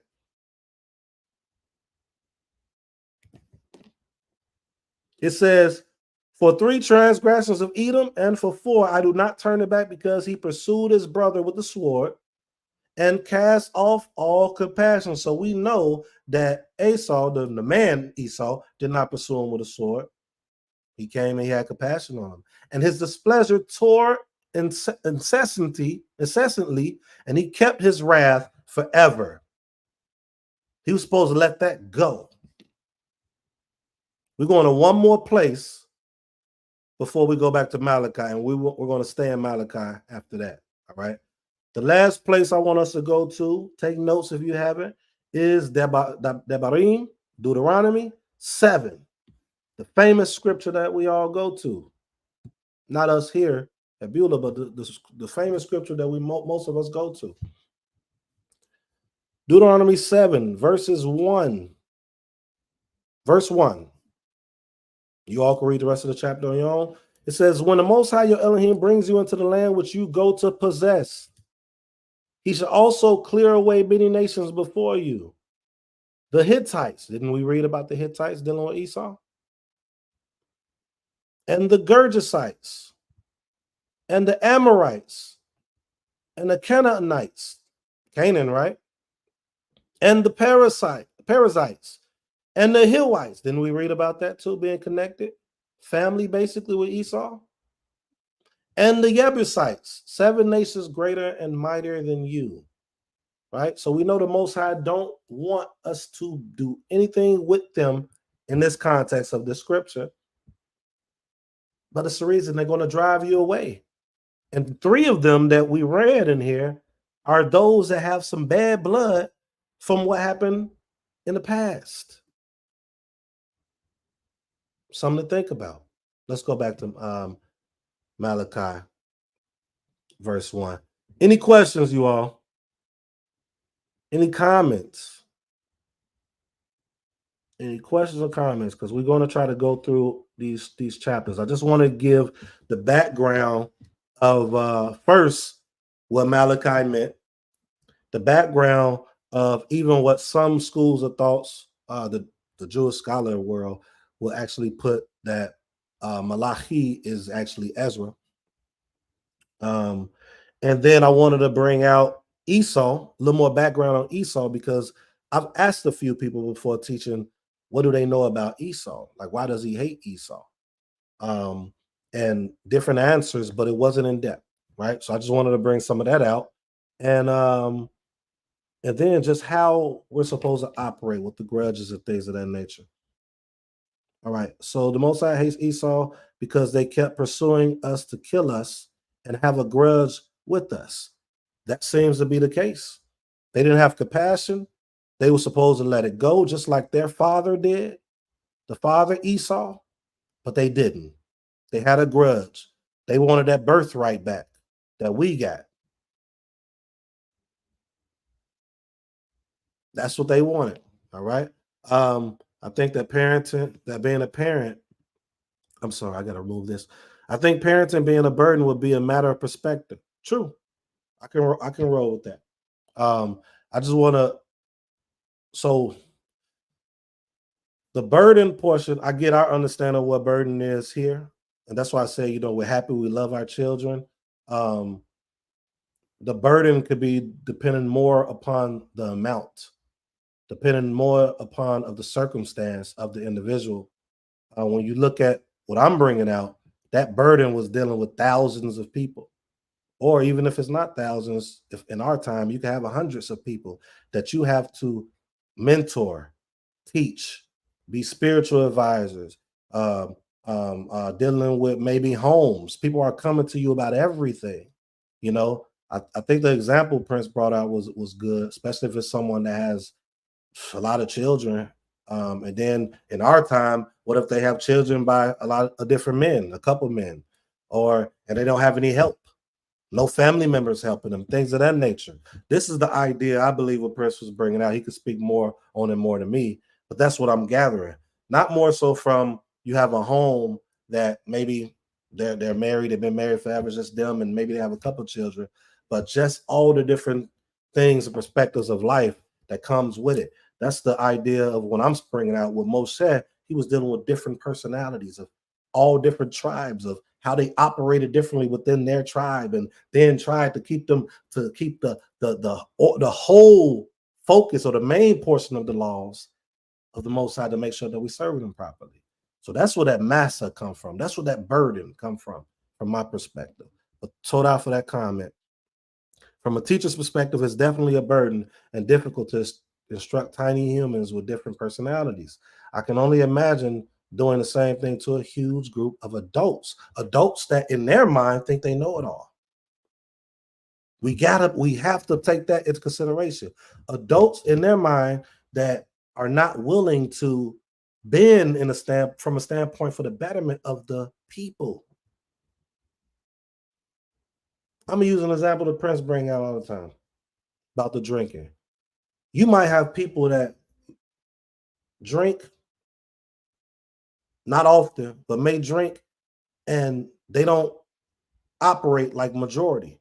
But we can't go off of those that's not majority. We have to go off of the majority, right? So when we're at feast days and things like that, and people are getting drunk, knowing themselves they can't hold that liquor, knowing that they operate differently, they speak differently, their mannerisms is different. The way they deal with somebody as far as this a short fuse is different. You got to go off of the many, not just you. So here at Beulah, when it's saying do not drink on that land outside of your home and stay in that home if that's what you decide to do, that's for the betterment of the people. Because we've seen stuff that happens in that case. I'm using it as an example. Maybe that wasn't a good example, but that's the one I wanted to bring out. All right, you all. Is there any more questions before we go into it? I want to make sure we get through these 4. All right. Anyone wanted to comment on anything I just said? Prince, anybody? So glad to hear that is being enforced. Okay. It's rules here at Beulah land. It's rules. And if we as adults can't don't want to decide that we want to abide by rules, and that's what we go into being free-spirited, as I spoke on weeks ago. We can't be free-spirited. Israel that's following the Most High is not free-spirited. That's something we grasp from those outside of us. Free-spirited causes you not to have a set of rules with accountability put on in there with someone your age or more older, or maybe sometimes even younger, depending on their office, telling you what to do. So these rules that's in place here at Beulah is for the betterment and the safety of us as a collective, and even for some of us individually. Okay, all right. Naseekh, I just wanted to what you just said, you actually brought it out when you said safety, because in my, when I think about it, I'm thinking about, yeah, we're at a feast day, we're having a good time, but you never know what might what might come up out of the woods, or a person or people might just appear. And if we're drunk or high, because it's a feast day, and where's the safety? If the Shomerim are all drunk, who's going to guard the people? Who's guarding the gates? You know what I mean? So, or even if the leadership, and so we have to think about, like you said, it's not even just about a personal thing. Like personally, if that's what you choose to do, then that's what you choose to do. But a collective thing, we got to think beyond just that moment of, oh yeah, we're, hey, let's have a good time, throw it up, toss it up. And then nobody's prepared for what can come next. And then it's we also talk about how the Most High says, that's for a certain people to get drunk. And how we can't, I have witnessed my own self where, with my own eyes rather, where people are so drunk during these holy days and holy times, they start arguing about the word, and all of them be wrong. And the Most High says, don't do that. You know what I mean? So it's like these things people don't even realize lead you to go against him. But you're so caught up in the feeling of it, of how it make you feel, that you forget about what he tell you not to do. And then you forget about your responsibilities. So, it's so much more to it. And a lot of times people be like, oh my God, y'all, y'all are so strict on certain things. But if we're going to live, and do what the Creator asks us to do, then we have to do it. We have to look back at the mistakes of others and don't repeat those things. Or what's the point of doing what we're doing? So I definitely, I appreciate you bringing that out, because it's very important. And it's important, like the sister said, that to hear it being enforced, because so many people have been a victim of things like that, that they're not even comfortable being around others because they don't know what other people allow. So, you know, it's important that we talk about these things and we let people know that, you know, we're not here trying to we're not here in some type of, people like to say cult or whatever, but what we are striving to become are true righteous servants of the Most High.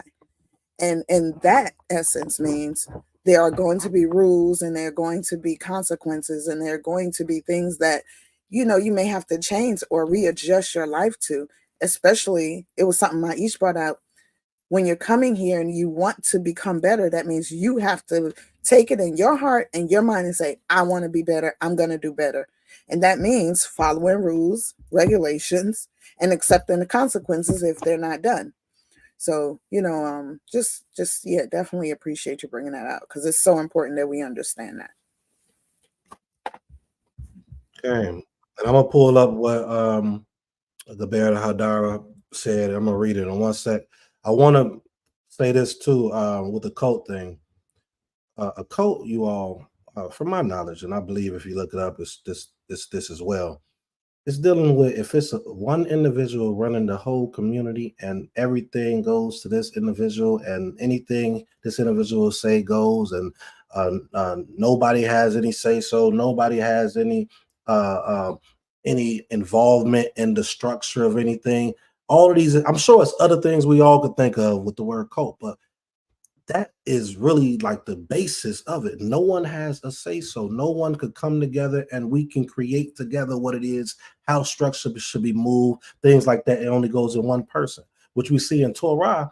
Moshe is the start of making sure that the Most High came and brought forth, you know what, I'm going to give you these elders right here, or these people right here, and they're going to have the spirit of you on that. So why? If they got the spirit of Moshe on them as well, that means they're going to have that understanding as to what the people need too. They're going to have that understanding of what needs to be done too. Matter of fact, the people might not even make it to Moshe if they go through them first. So that's not a cult. I was adopted as a baby because my birth mother was an alcoholic.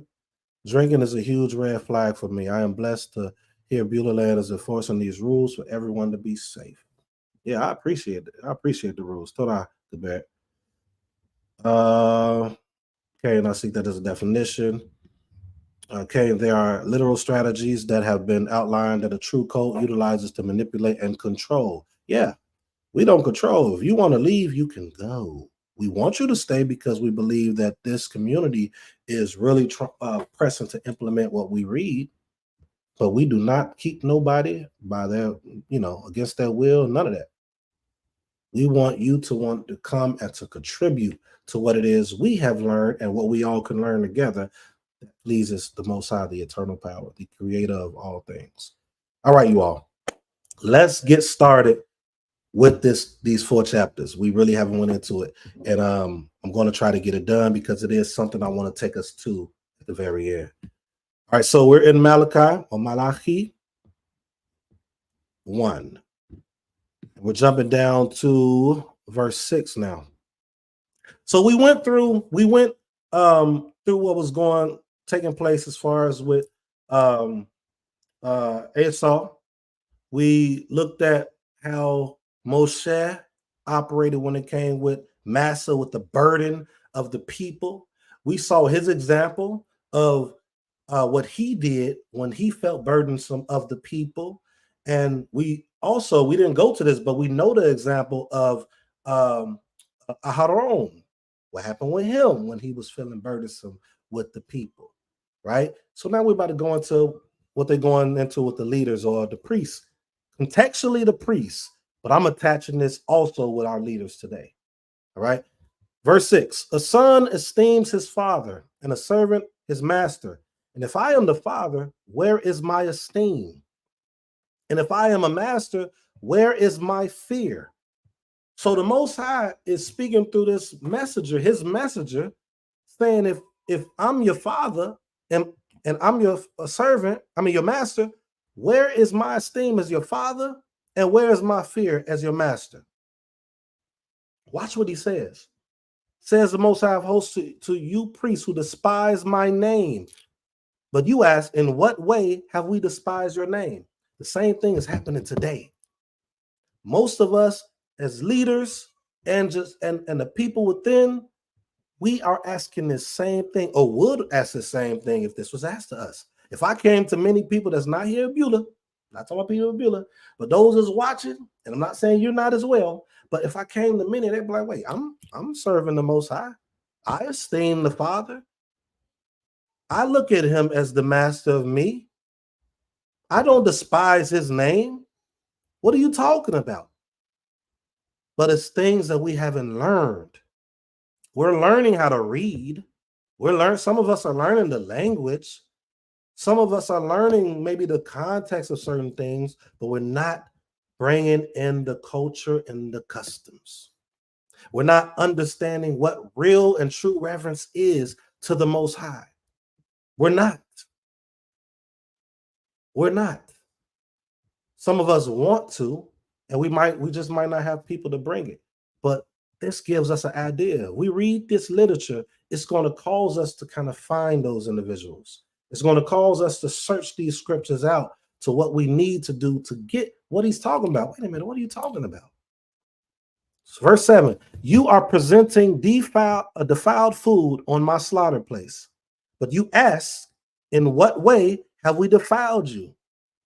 Because you say the table of the Most High is despicable, right? The table of the Most High is despicable. Some verses or translations say contemptible, right? Which basically means unworthy. It means unworthy. We're defiling. I was talking the other day, actually talking to my Ab in the Most High, and we were just breaking bread on this type of topic. And I was letting them know how in Beulah, at the Knesset or the Mishkan at TempleKefarym, like we don't have a bathroom in there. We take our shoes off when we come up in there, right? We reverence what is dedicated to the Most High and the Most High's name. How many of us have been to Knessets and or camps or congregations where they do the opposite of what we're bringing out right now? This isn't to downplay them, because I still take my hat off to anyone that is doing their best to serve the Most High. But it's a certain reverence. We call this Most High the King. How many of us bow to the King? And back then, if we didn't bow to the King, some people was off with their heads. But wait a minute, I see that's our Father too. Sure, I got you. How many of you as parents, when it's a serious matter, you want your children to show that respect? What about when you're in front of strangers and people and they start disrespecting you? How do you reprimand them? What do you expect from them? How are they honoring your name if they're not doing the things that you taught them in your home? Hoping that you did teach them. Because we see, even in our scriptures, what was it? Shlomo with Adonai, I believe, if I'm not mistaken, he wasn't even getting reprimanded, which is one of the reasons he just felt entitled. We feel entitled today. We don't ask the Most High to approach his, as we call him, the King. We don't ask to approach his throne. I'm encouraging you to do so. Because if I don't, these are the things that the Most High is saying to us as a people right now. The same thing he's saying to these priests. Because a lot of us call ourselves teachers, or we take on the teaching roles. We don't have priests today that are established in that office per se, right? But we're taking on those roles. So are we honoring the Most High's name like that? Verse 8, and when you present the blind as a slaughtering, is it not evil? And when you present the lame and sick, is it not evil? Bring it then to your governor. Would he be pleased with you? Would he accept you favorably? Says the Most High of hosts. You're presenting these things the wrong way. Is it not evil in the eyesight of the Most High? We saw that it said the Most High thought that it was evil that the people was only complaining. So imagine us not taking on the ways within the laws. It's telling us how to approach him. The Most High is telling us how to approach him. And if you think this is just for priests, if you go to Numbers and it talks about unclean, right? Even dealing with the burying or touching the body, it says to have a clean individual to sprinkle on that which is unclean. If I'm not mistaken, I didn't hear it say priests. Correct me if I'm wrong, Prince. But I know in Numbers 11, at that particular point, I didn't see it say that. So you had to come before the Most High a certain way. It says someone clean. So this right here, if you want to say it's only for the priests, remove that from your head. We all have to come before him clean. Verse 9, and now entreat the face of El to show, or the Most High to show favor to us. This has been done by your hands. Would he show favor to you? Would he show favor to you for doing all these things that he is saying is wrong? Is he going to show favor to you? You're asking him, wait, how do I despise your name? You're asking me as I'm talking to you all right now. It can't be talking about me. Hey, I was talking about myself. But years ago, I wasn't doing what I'm doing now. It's a process. We grow, we get better. Because a lot of us are doing it on our own right now, and we don't have the proper leadership in place to show us. To show us. So this is us coming to you, letting you know some of these proper ways in which to come before the Most High. Verse 10 says, Malachi 1:10, who among you would shut the doors so that you would not kindle fire on my slaughter place for nothing? I have no pleasure in you. And the Most High says, the Most High of hosts, nor do I accept an offering from your hands. He's telling them he's not accepting any offering. That's tough. No offering from your hands. I can't be listening to you when you say this, Naseekh. This is what's happening. Of course, a lot of us are not aware of these things that we're bringing out, that I'm bringing out now. But it's time. We're supposed to grow, get better each and every year.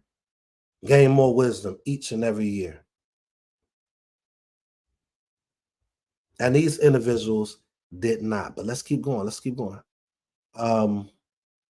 For from the rising of the sun even to its going down, my name is great among nations. And in every place incense is presented to my name, and a clean offering. For my name is great among nations, says the Most High of hosts. This is true. We see this back in the Tanakh as well. Even so much so that other individuals who wasn't even a part of us paid homage and reverence to the Most High. Sometimes even more than us. But he says, but you're, verse 12, you are profaning me in that you say the table of the Most High is defiled and its fruit, its food is despicable. He said the table of the Most High is defiled. Well, we know that's not true. He's saying that this is what we are saying. And we're saying it because we're going opposite of what he's telling us to do at his table. Its fruit, its food is despicable. I don't want that. I don't want to walk into no Knesset or Mishkan or congregation or place of worship or what we dedicated to the Most High with my shoes off. I got to go to the bathroom when this teacher is teaching sometime. We got to put a bathroom in here. The Most High told us to separate ourselves when we got to sit up there and take a, go to the bathroom outside the camp. So why would we put it in a place that we dedicate towards the Most High? Why are we walking in there with dirty shoes in a place that we dedicate to the Most High? Why? Because we said the table of the Most High is defiled. Already, we in the United States, we can't do what we did out there.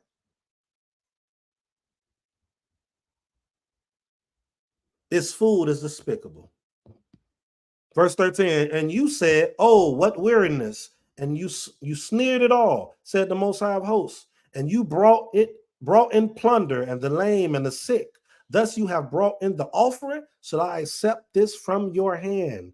You are out of order. Am I going to accept this still? You're out of order.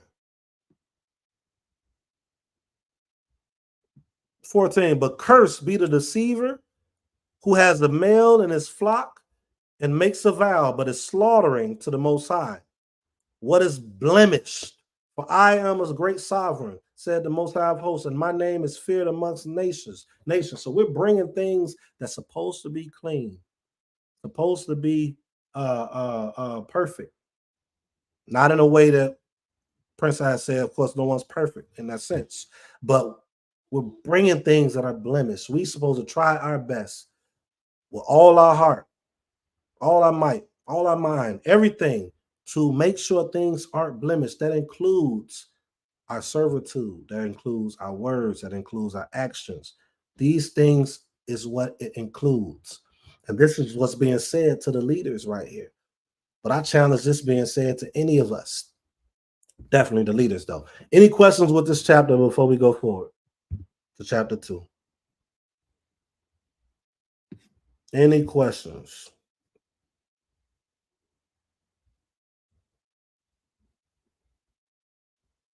All right. Let me see if there's any comments that needs to be said. The bear Zachariah says, so true. Pew. I truly love this. Reverence and respect are essential. We must honor Abenu with our whole beings. He deserved it. He is so worthy. Stop giving Abba crumbs. This is true. Right?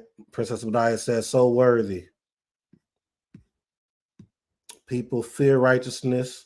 People are being holy. Reverence him wholeheartedly. He deserves our best, nothing less. That's right. And the thing is, some of us just don't know what that best is because we have not been taught some of these things. I've spoken to a couple people, and when things was presented, they were like, oh, I did not know. And I was that same way. But a willing heart is what the Most High wants. And this particular chapter is talking to individuals who did not have that willing heart, that came up with every excuse and any excuse to continue being mediocre before the Most High. We are supposed to be great before the Most High. If anything, the only time when we should be great and perfect, I say do it all the time, but it's when we come before the Most High. Most High deserves nothing less. All right, let's keep going. No more questions. Let's keep going. Chapter 2. All right. It says, and now, O priests, this command is for you. If you do not hear, and if you do not take it to heart, to give esteem to my name, says the Most High of Hosts, I shall send a curse upon you, and I shall curse your blessings. And indeed, I have cursed them because you do not take it to heart, to your mind. It should be the forefront of your mind at all times.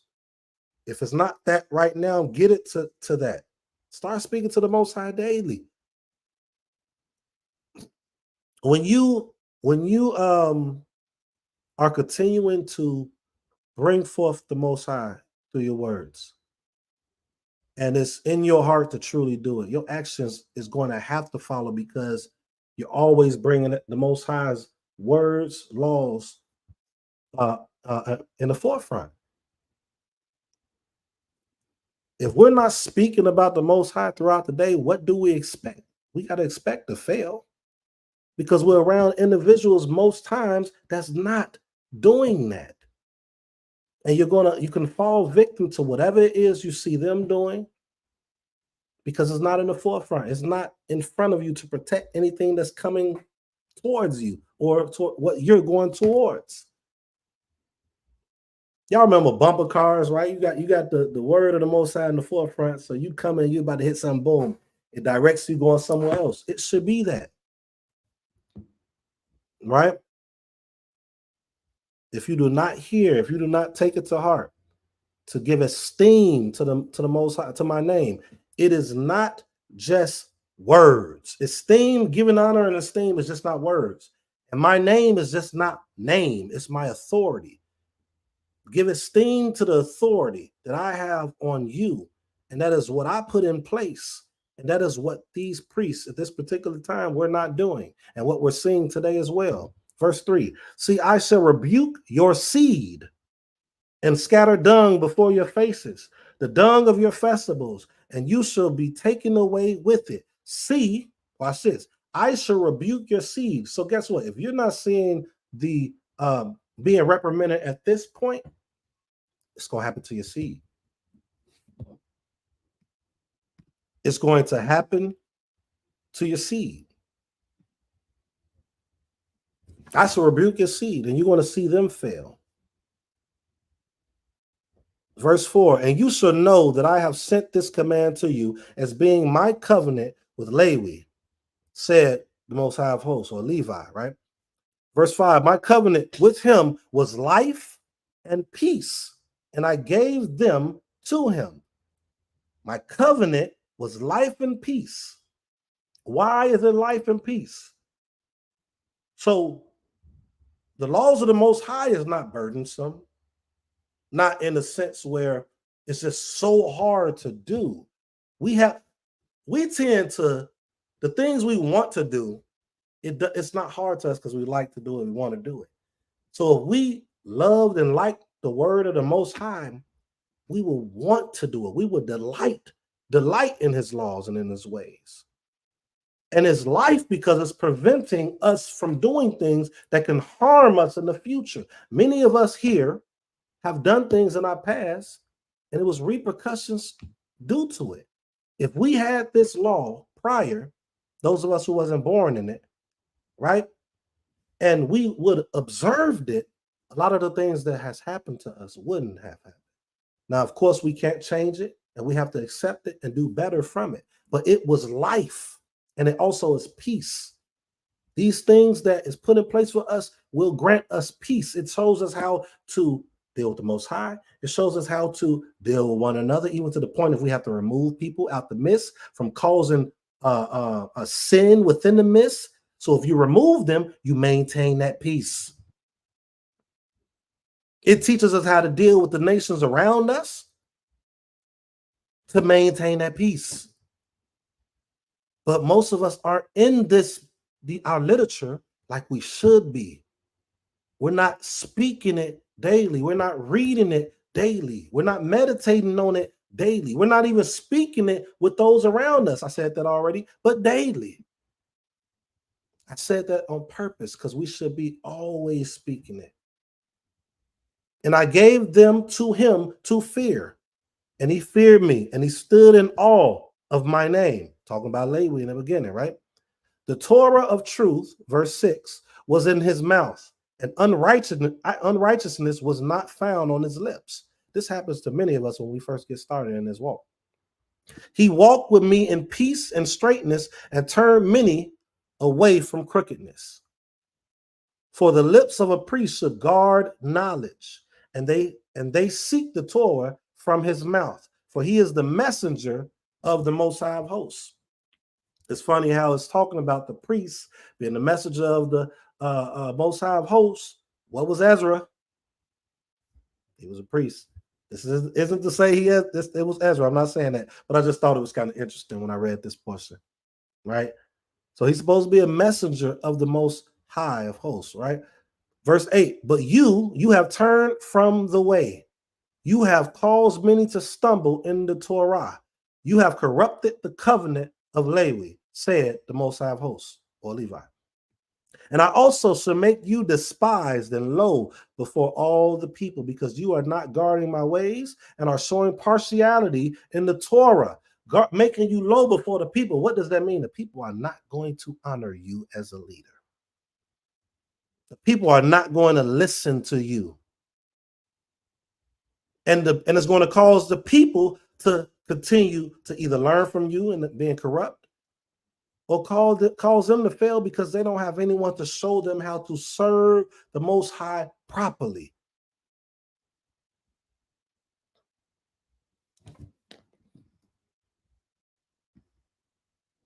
So he's going to make us despise because of the partiality that we're showing within Torah. We can't do that.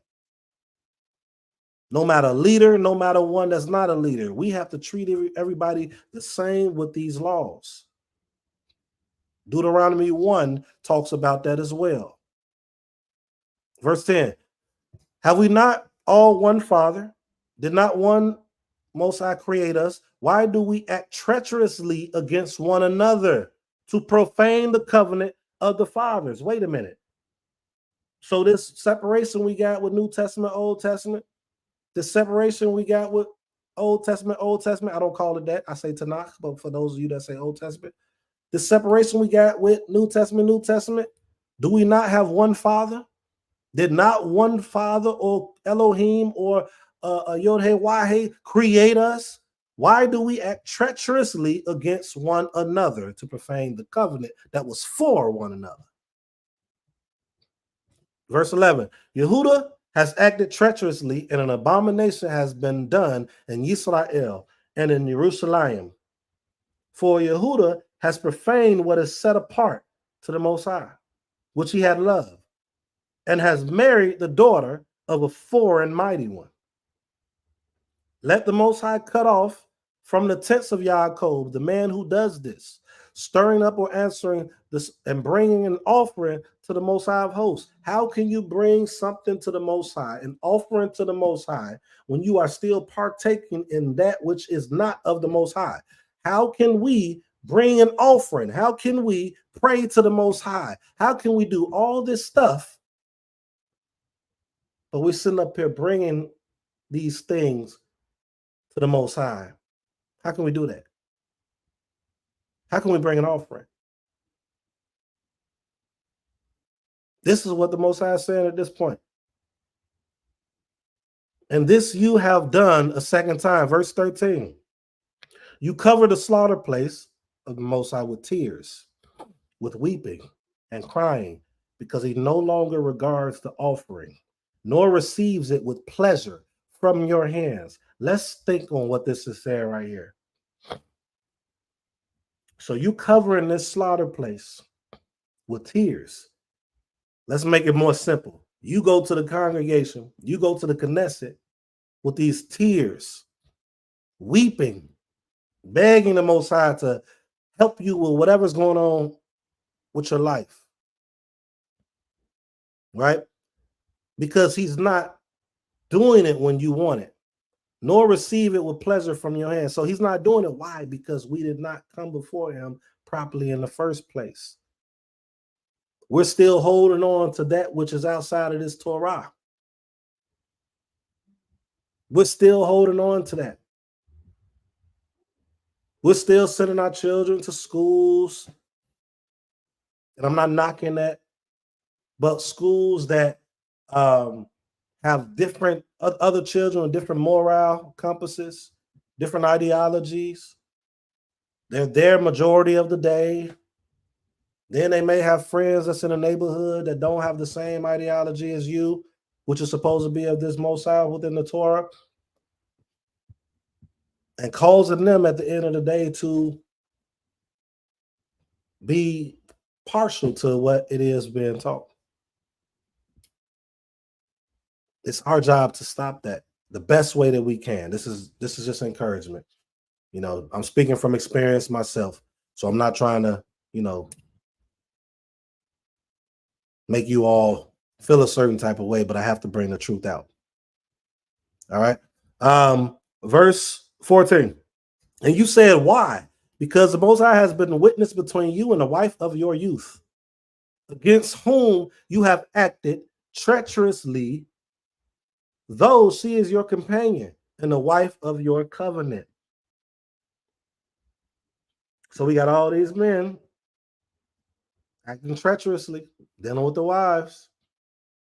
Wives of your youth is school of thought that is speaking on an actual wife that was when they was young. But the Most High calls us children of Israel.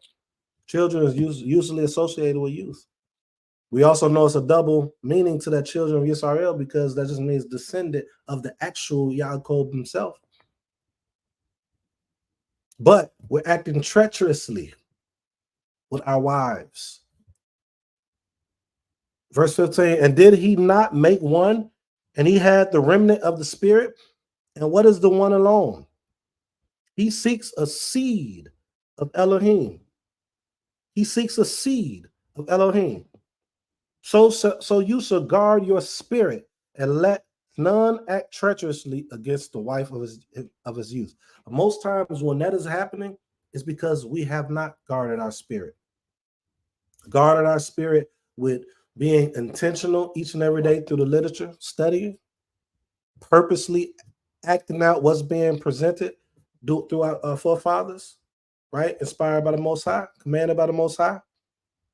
We have not guarded our spirit in that. We have not guarded our spirit in leadership, elders for the men, the elders that are righteous that can help, put you down the right path if you're someone that's younger in marriage or older in marriage.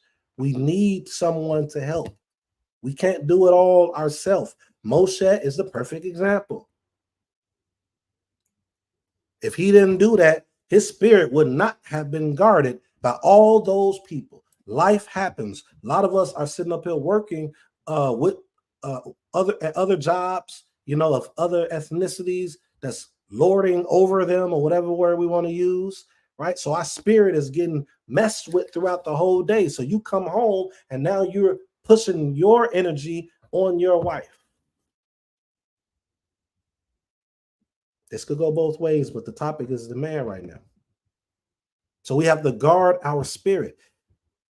Verse 16, for I hate divorce. I hate divorce. We may have things in place to divorce. So I'm not saying don't divorce, but we should try our best to do every step possible to prevent it. And one of the main things to prevent that divorce is doing the proper things before you even get married, which many of us don't do. For I hate divorce, says the Most High Elohim of Israel, and the one who covers his garment with cruelty, said the Most High of hosts. So you shall guard your spirit and do not act treacherously. Most High repeated himself in the very next verse again. Guard your spirit. We got to guard our spirit in everything possible, not just this topic. Guard your spirit. Guard your spirit from associates. Guard your spirit from what you're engaging in the most. Music, whatever it is, movies, parties, whatever it is, guard your spirit, because you can allow something to intertwine within your spirit. If you allow it to saturate itself, too much of itself on you. So guard your spirit. Verse 17, you have wearied the Most High with your words, and you have said, in what way have we wearied him? In that you say everyone who does evil is good in the eyes of the Most High, and he is delighting in them. Or where is the Elohim of right ruling? That last part right there is really important of today. We are doing things and we're allowing people to do evil in the eyes of the Most High based on our own perspectives of what Scripture is saying. A mentor of mine, Chief Priest Zebulon, he would say something about gatekeepers. Gatekeepers are important, right? We saw that with Ezra and Nehemiah. Gatekeepers are important to get the people in line. So a lot of us as leaders out here, we're not true gatekeepers because we're not keeping the culture and the customs to help facilitate what we're seeing here, to help remove what we're seeing here. Everyone who does evil is good in the eyes of the Most High. That's what's being said today. And it's not being said verbally, but it's being said through the teachings. And he is delighting in them. Or where's the Elohim of right ruling? Oh, we're in the United States right now. We don't have to do that because we're not on the land. So we can't do that. But if we believe that the Most High Elohim is present within us, then the Most High is here. All right. Any questions? Any questions? No questions. Goodness gracious. No questions. Let's see comments. I see okay, Torah. Khan, we have to remove those who are not aligned with and grounded in the Most High from our midst to have peace. That's true. You cannot have peace among the disobedient, unrighteous, wicked, and or blasphemous. Torah, Geber.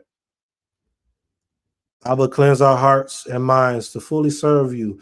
May we honor him truly. Make known to us, Abba, the way in which we must serve you to serve you in the fullness of your requirements. Okay. I think it's a Psalm like 25 or 24 that talks about, show me your ways. Show me the direction that you want me to go in. Your truth. So I love what you just brought out, because if we focus on your truth and your ways being the Most High and not just the truth or our ways, we'll be good. Yep, leader does not equate to righteousness. That's right. But when we are new to this culture, we may believe this, and you are not wrong with that. And my heart goes out to a lot of people that go through that, right? But the only example or only advice I could give you is to stay diligent in your reading, because, and if your heart is right, your mind is right towards the Most High, something is going to pop up in that reading that's going to cause you to see the right people to be a part of. And it's going to come through, what's the word I'm looking for? Vetting them properly as well. All right. This goes for all of us. Princess Badiah says, Sister Aisha, and that's so sad and so wicked, because so many fall astray or become victims of such leadership. True. And the type of abuse harms people in so many levels. It can cause a person to lose their life. That is true. Zemet. No questions for me right now. Todah. Your teachings are amazing, Naseekh. Todah. All glory goes to the Most High. And I'm just proud to be a part of Beulah land with great leadership in Prince Israel as well, and the other leaders we have here, teachers we have here as well. Todah Rabbah. All right. Do we have any more? All right. I guess that's it. All right, let's get to it. We got some time left. We got 2 more chapters. They're not long, but I do want to go into it because it's one chapter I want to bring out after that. Verse 3. See, I am sending my messenger, and he shall prepare the way before me. Then suddenly the master you are seeking comes to the temple, his hachal, the temple, even the messenger of the covenant, in whom you delight. See, he is coming, said the Most High of hosts. And who is able to bear the day of his coming? And who is able to stand when he appears? For he is like the fire of a refiner and like the soap of a launderer. I'm not going to go into who I believe this is. It's a couple different schools of thoughts as to what they're speaking of. And we'll read a little bit in the 4th chapter. Let's keep going. And who is able to, verse 3, and he shall sit as a refiner and a cleanser of silver, and he shall cleanse the sons of Lewi and refine them as gold and silver, and they shall belong to the Most High, bringing near an offering in righteousness. Why is it he's reestablishing Lewi at this point, or Levi, right? Because this isn't to say that the whole tribes or everyone dealing with Lewi is unrighteous, even today, because I'm sure it's priests around here somewhere, right? Or people in Yehuda, or people in Manasseh, or people in all these different tribes. It's always a remnant of a remnant. But when the Most High is speaking, the Most High is speaking at the masses. We got to understand this, luckily. We have to understand that. All right, verse 4. Then shall the offering of Yehuda and Jerusalem be pleasant to the Most High, as in the days of old, as in former years. Wait a minute. This is what I've been speaking on. This is what we try to, it's telling you, then the offering of Yehuda and Jerusalem will be pleasant to the Most High, as in the days of old, as in former years. We need to go back to the Torah, y'all. The Torah is the foundation. We got to go back. We have to learn as much as we can learn of that Torah. You could go on the prophets. You could go on the writings. That's important too. We have to learn that Torah. The other books going after that, the other literature after that is just showing us the scenarios that happen with some of us, you know, which we can relate to today, relate to today. It's showing us those things because a lot of us are doing those very things in those past stories. But it's telling us right here, we need to go back in the former years. All right. Verse 5, and I shall draw near to you for right ruling, and I shall be a swift witness against the practitioners, shall be practitioners of witchcraft, and against adulterers, and against them that swear to falsehood. Against them that swear to falsehood. That's important. Many of us are doing things that we believe is right, but we are actually swearing a falsehood. It's not proper. It's not the way that we're supposed to do it. And we're swearing to it. We're giving an oath to it. And against those who oppress the wage earner in his wages, and widows and the fatherless, and those who turn away and sojourner and do not fear me, said the Most High of Hosts. Let's keep going. And you, O sons of Yaakov, shall not come to an end. From the days of your fathers, you have turned aside from my laws and did not guard them. Wait a minute. A lot of us always speak on we need to go back and do what we used to do back then, you know, and I don't knock that being said. But the truth of the matter is, it says from the days of your fathers. That means back then when your father was around, you have turned aside, meaning we have always did what we're seeing today being done by leaders and those that are not leaders. It is nothing new. Turned aside from my laws and did not guard them. We have to guard them, you all. Turn back to me, and I shall turn back to you, said the Most High of Hosts. But you said, in what shall we turn back? Would a man rob Elohim? Yet you are robbing me. But you said, in what have we robbed you? Most High says in tithe and offering. I know Christians use this a lot, but we all know what tithing and offering, the purpose of it is. The purpose more so is for the people. It's literally for the people. And we know Lewi needed because they didn't have an inheritance. It's a whole culture and custom of understanding needed with this. It's not a teaching to get one man or one woman now today rich. That's not what this is supposed to be.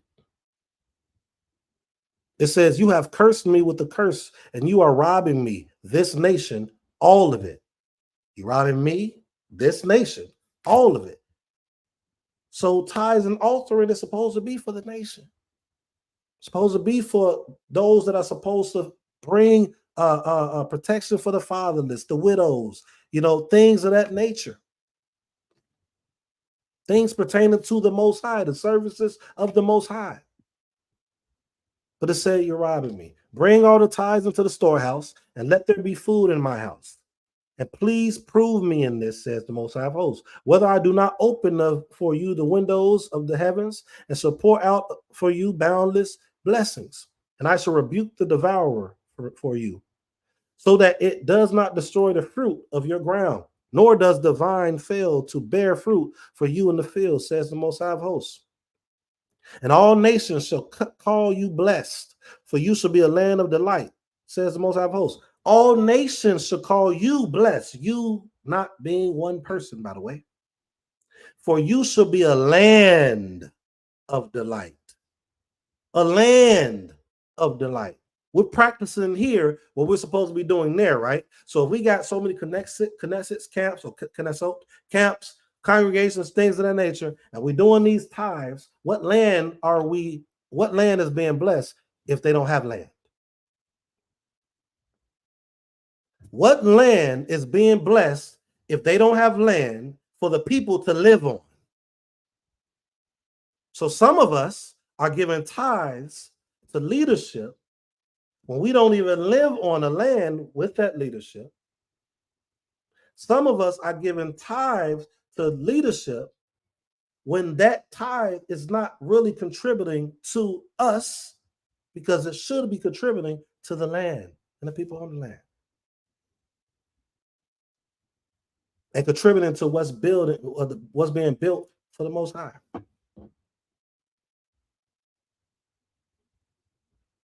All right. And I shall rebuke. So we read that. And all the nations call you blessed. We read that part 2. Verse 13. Your words have been strong against me, says the Most High. But you have said, what have we spoken against you?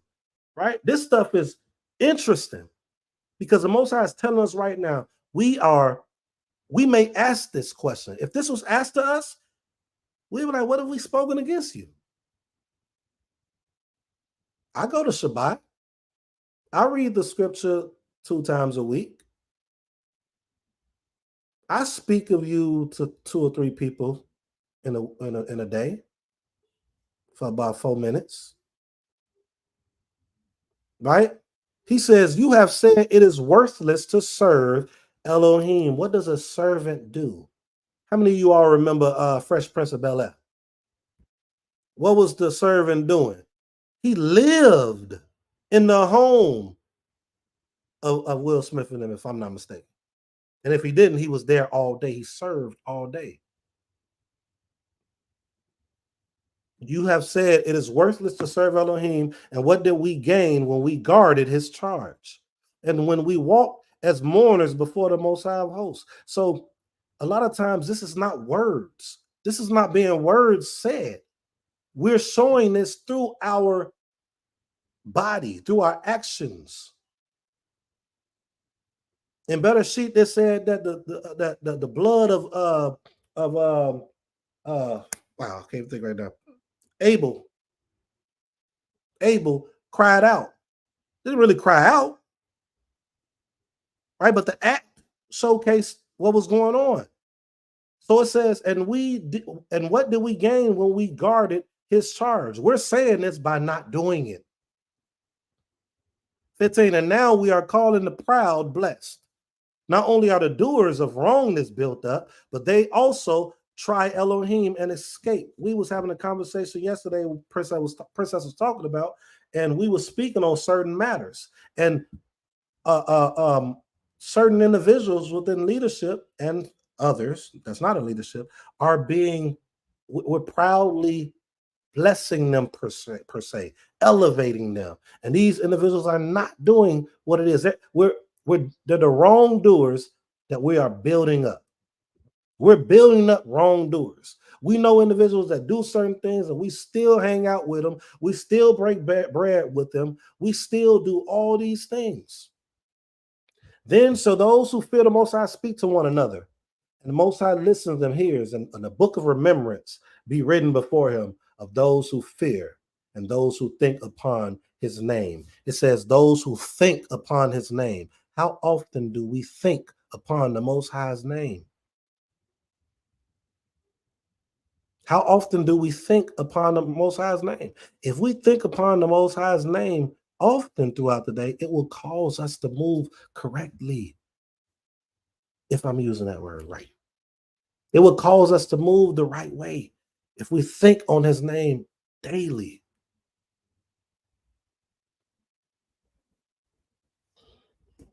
And they shall be mine. And the Most High of hosts on that day, on the day that I prepared a treasured possession, I shall spare them as a man spares his own son who serves him. We're almost done, you all.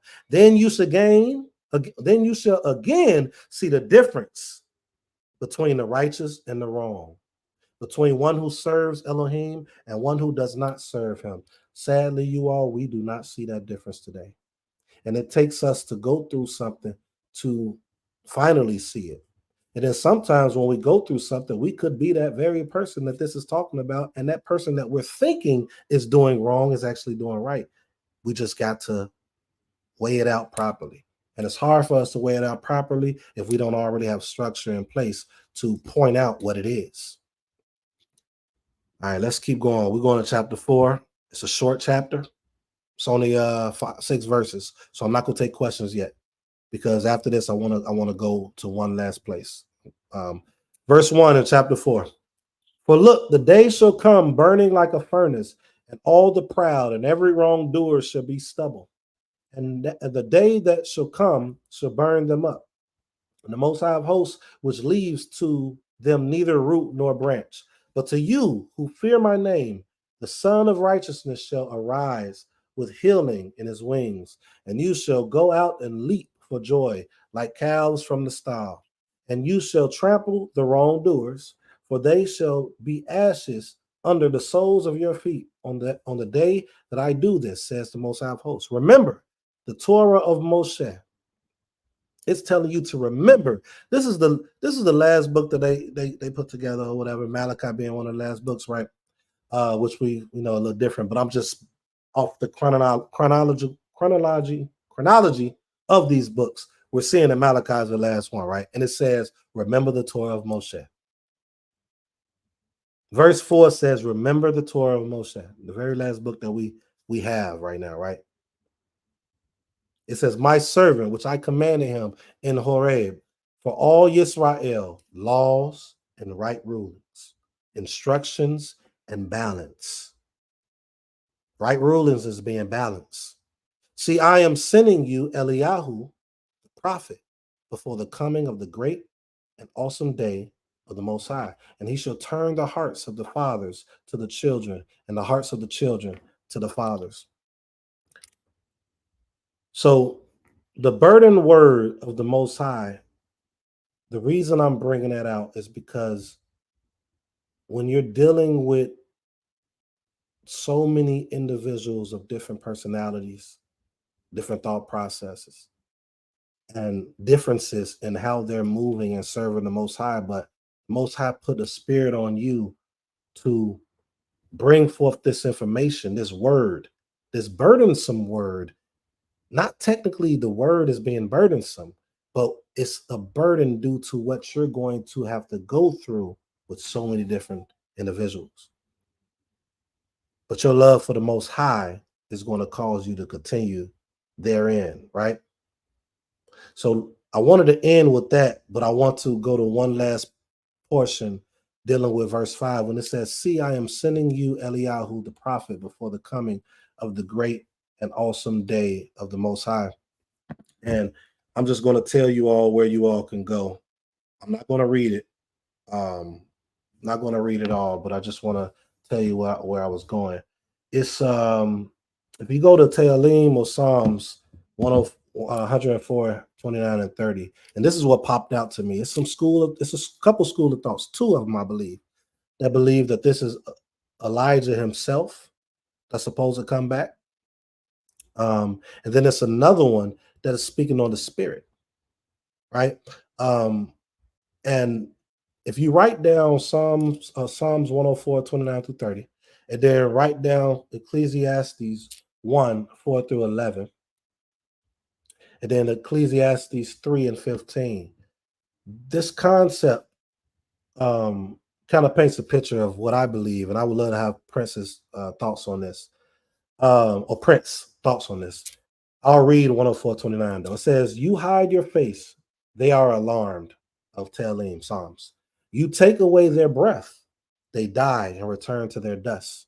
You send forth your spirit, they are created, and you renew the face of the earth.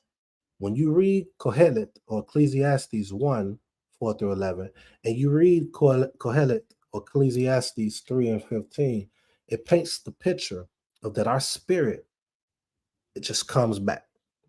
And I believe that in this particular verse 5, the spirit of Eliyahu is going to be coming back when this time comes. And with that, I yield. I hope it was something that was said today that will allow your journey, your path, your connection with the Most High to increase. And consider coming closer with individuals that's like-minded so that we can prepare what it is the Most High has instructed. Shalom. May the Most High be praised. Excellent lesson. So much exchanging of words and ideals and thoughts have been conveyed on the side posts stemming from your lesson today. You have brought a lot of people into understanding a lot more in how to reverence the Almighty, the mission that you set out to do when you brought the lesson forward. You've done a great job again. May the Most High be praised. So family, do anyone have any questions, any comments about anything you heard today? Now is the time for you to speak. You can either type it in the room on the side and we'll bring it up.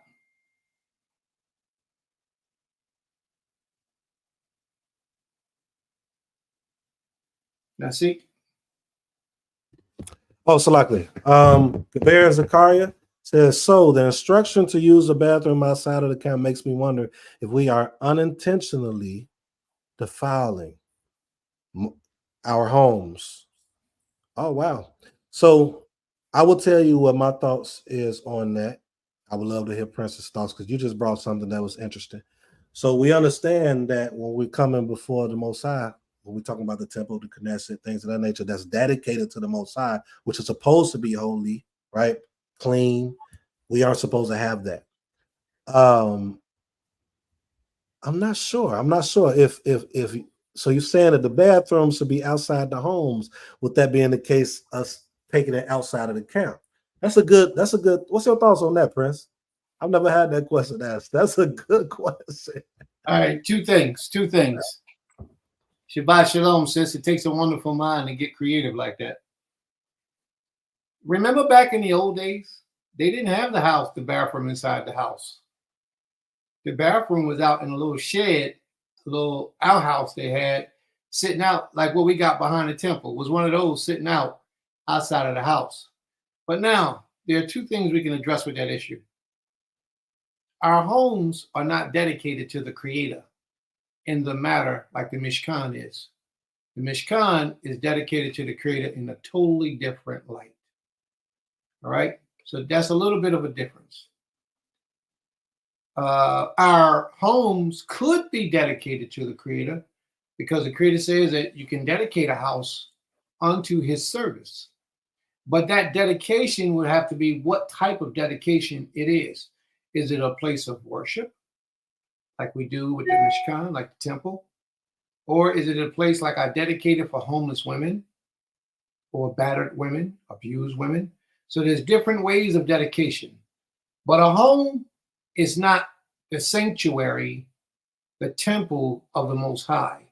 So when we're in the temple of the Most High, there should be no Beit Shamut. There should be no bathrooms present in those places. It shouldn't be. Although we have a sewage system that runs down through the bathroom, through the toilet, and out the building, you got to be careful. Think about this for a second. Feces get in the toilet, on the side of the toilet. All of it doesn't get excreted from the building. It also is a buildup of feces in the pipe. Anybody that's a plumber can speak on this. There's a buildup of feces in the pipes. So that's another way of being in the presence of feces. Well, let me be super clear on this. The Most High said for us not to have any bathrooms in our camp, not to defecate in the camp, because He didn't want us stepping on it, or His spirit or His presence didn't want to be in the midst of filth. All right?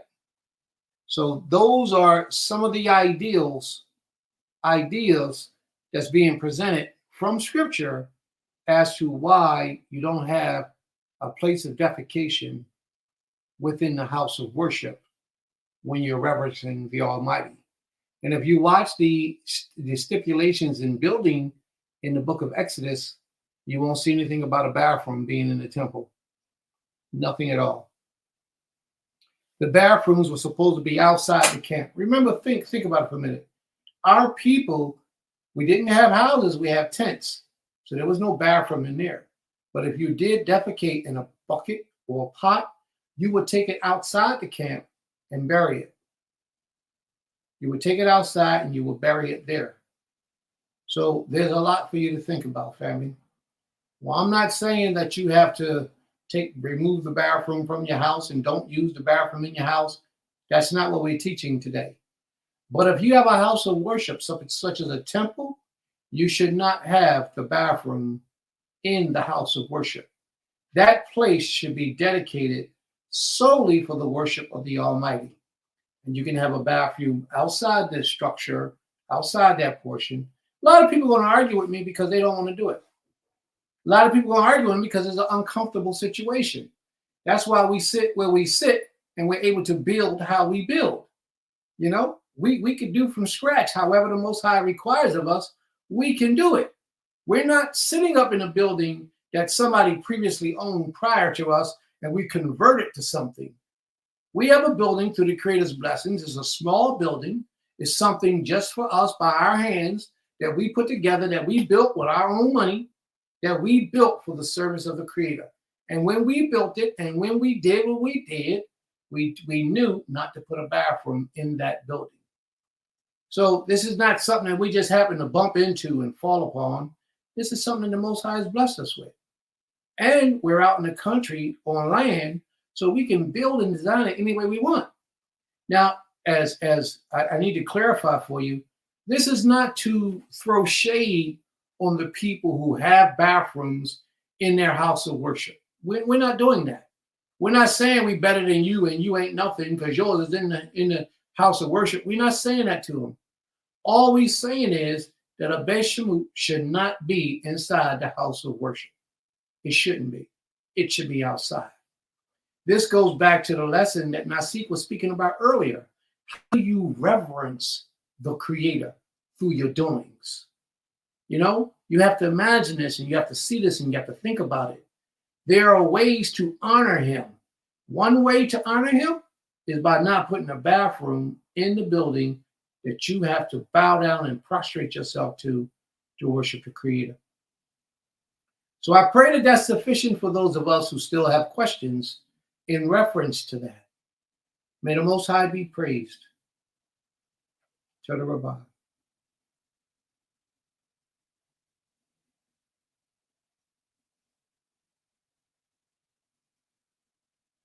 Well, sis, let me address this question that she has on the floor. You have to, she says, I definitely understand the difference between the temple and the homes, but I guess more specifically, I was wondering about the command to use bathrooms outside of the camp. Would the camp be more, did she say something after that? More similar to a home. Okay. The camp will be more similar to a home. But if you read that scripture correctly, the Most High speaks about when we go out to war.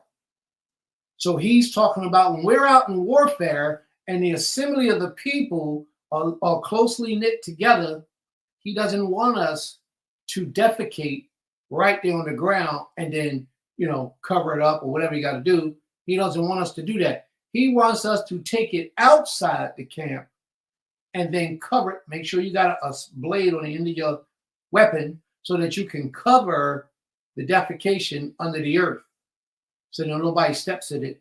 So it's not in his presence. And you got to think about it. Defecation brings about disease and you know, infestations and things of that nature and flies. And it's just an uncouth position in place. Plus it smells. So the Creator is saying he don't want none of that to be in the place of our homes or within our camp because he visits our camp. And if he visits our camp, his spirit or his presence visits our camp, and it got to go through all that filth and dirtiness and uncleanness to be with us, something's wrong with that. You know, that's where they get the word cleanliness is next to, you know, they say godliness in so many ways. The Creator don't want to be in the midst of filth. Just like when his spirit, a portion of his spirit dwells within us. Now we know the Creator is not a spirit, but he has spirits that he gives assignments to. That portion of that spirit is within us. And we filthy. We lie, we cheat, we steal, we don't share. Our minds are set on doing wicked and evilness.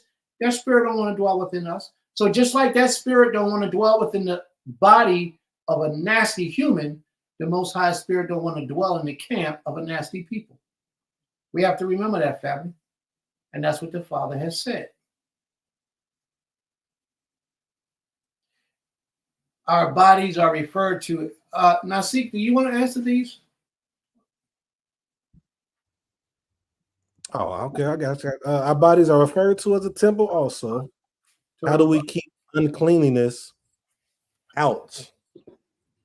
My only answer as far as keeping uncleanliness out is to do the things that was instructed. You know, that goes with what we eat.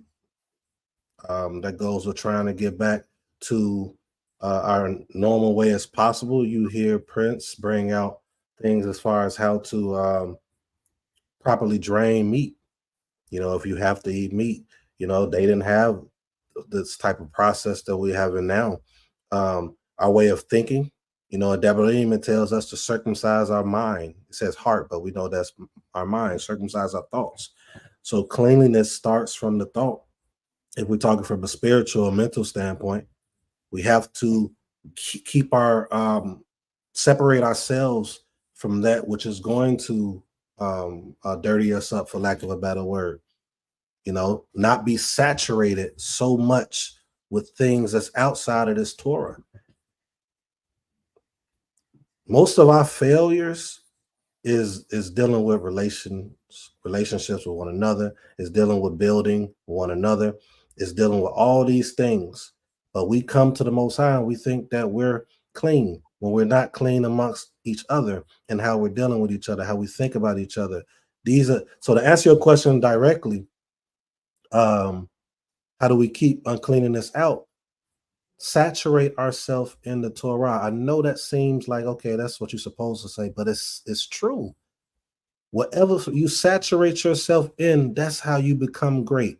I always bring up basketball because that's what I was a basketball player back in the day. And when you think of someone like a Steph Curry or any of the greats, that's the great at every type of thing that they do, they saturate themselves in it.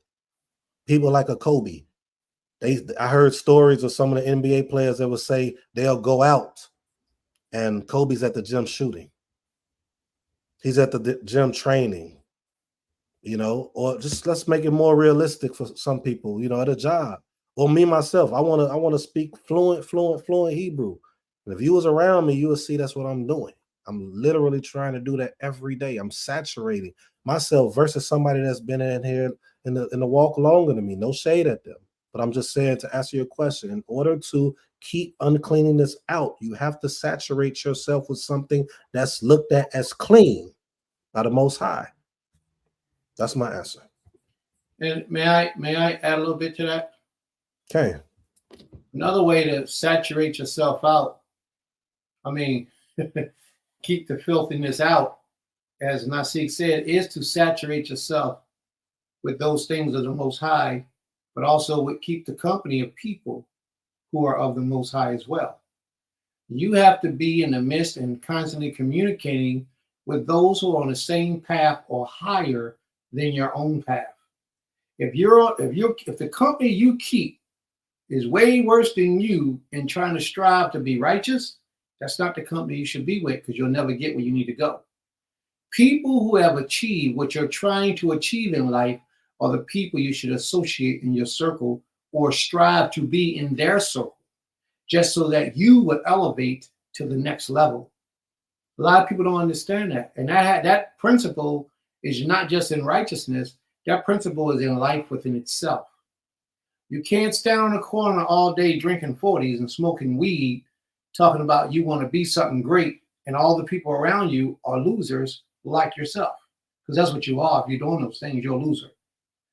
You cannot elevate to greatness, but you might be one of those losers that the Most High has purpose for in the very next portion of your life. And he's striving to elevate you, so he puts that yearning to be better inside your heart, inside your soul. And you gravitate toward that learning. You start your mission, you start your journey of studying, being in the proper places of people of righteousness, people of a conscience that's higher than yours. Then you're on your way from becoming, from alleviating yourself from the losers category to the winners category. You are on your way. And we have all been losers. I know I have been. I've been a loser for a long time in my life. Now I'm a conqueror. I ain't a winner. I'm a conqueror. That's what I am now. And I'm pleased that I'm at that level. I'm pleased. And I thank the Creator for it, because without his blessings, I'd still be that loser. Like a lot of us are today, even though we show up in Shabbat services and say shalom and wear fringes, our minds are not geared toward elevation, not geared toward bettering ourselves and improving ourselves. We don't listen to no self-help books. We don't read no self-help books. We don't watch movies to elevate us. We don't tune into Beulah at TempleKefarym through the week so we can hear the previous lessons and take notes and learn these things. A lot of us don't do that. My wives, I'm sitting around with my wives, they're like, why do you keep listening to the classes? I listen to the classes so I can see our mistakes. I listen to the classes so I can improve, because a lot of the things we say, we're learning as well. And a lot of the improvements need to be saturated, that word again, needs to be saturated into your subconscious mind. So while you walk around the house, cooking, cleaning, doing whatever you're doing, put on the lessons from the classes of Beulah at TempleKefarym on YouTube or on Facebook, so that those lessons can saturate into your essence and you can become what you desire to be in righteousness. If you keep sitting around listening to the raps, Nicki Minaj, who the hottest rappers out there today, whoever they are, them people make you shake and make you boom, make your soul move in a different way. What they're doing is they're supplanting demons and negative energies in your subconscious mind. And your body is really, really vibrating to let you know that it's absorbing it. But in a righteous level, you can reverse that. Instead of listening to all that devil music, listen to some righteous music. So listen to righteous things and things that elevate your soul. Try it. See if you like it. Next time you riding down the street, you got a journey for about 30, 40 minutes, put on one of the classes and just listen to the lesson and take mental notes and how great teachers like Naseekh speaks about self-improvement from the inside out of your soul. Think about it. Listen to them. These teachings are not wasteful. My wife got on here today and spoke for a good 30 minutes when she wasn't supposed to, but her lesson was so powerful, I couldn't say nothing. What was I going to say? She was so on point, 30 minutes, but she was so on point. She was so on point. You know why she was on point? Because she had built up the accumulation of energy from listening to Naseekh talk all morning. She had built up that energy and she just had to bust it out. Oh, excuse me, Naseekh, and went and talked for 30 minutes. But it's okay. We not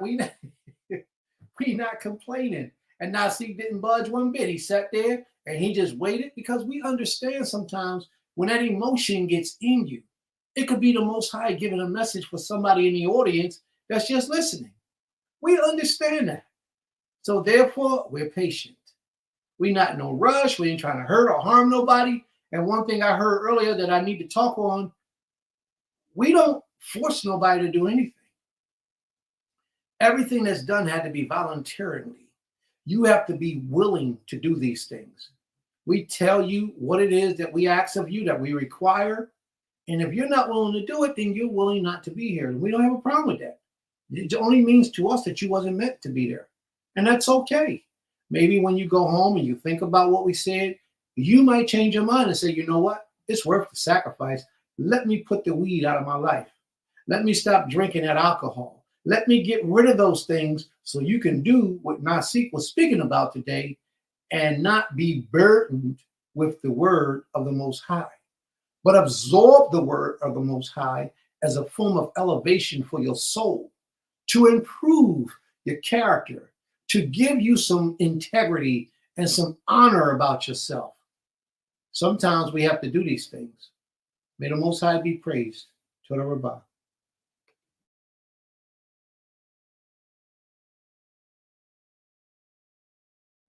Toda. Is there any last questions, any comments? We're going to be closing out soon.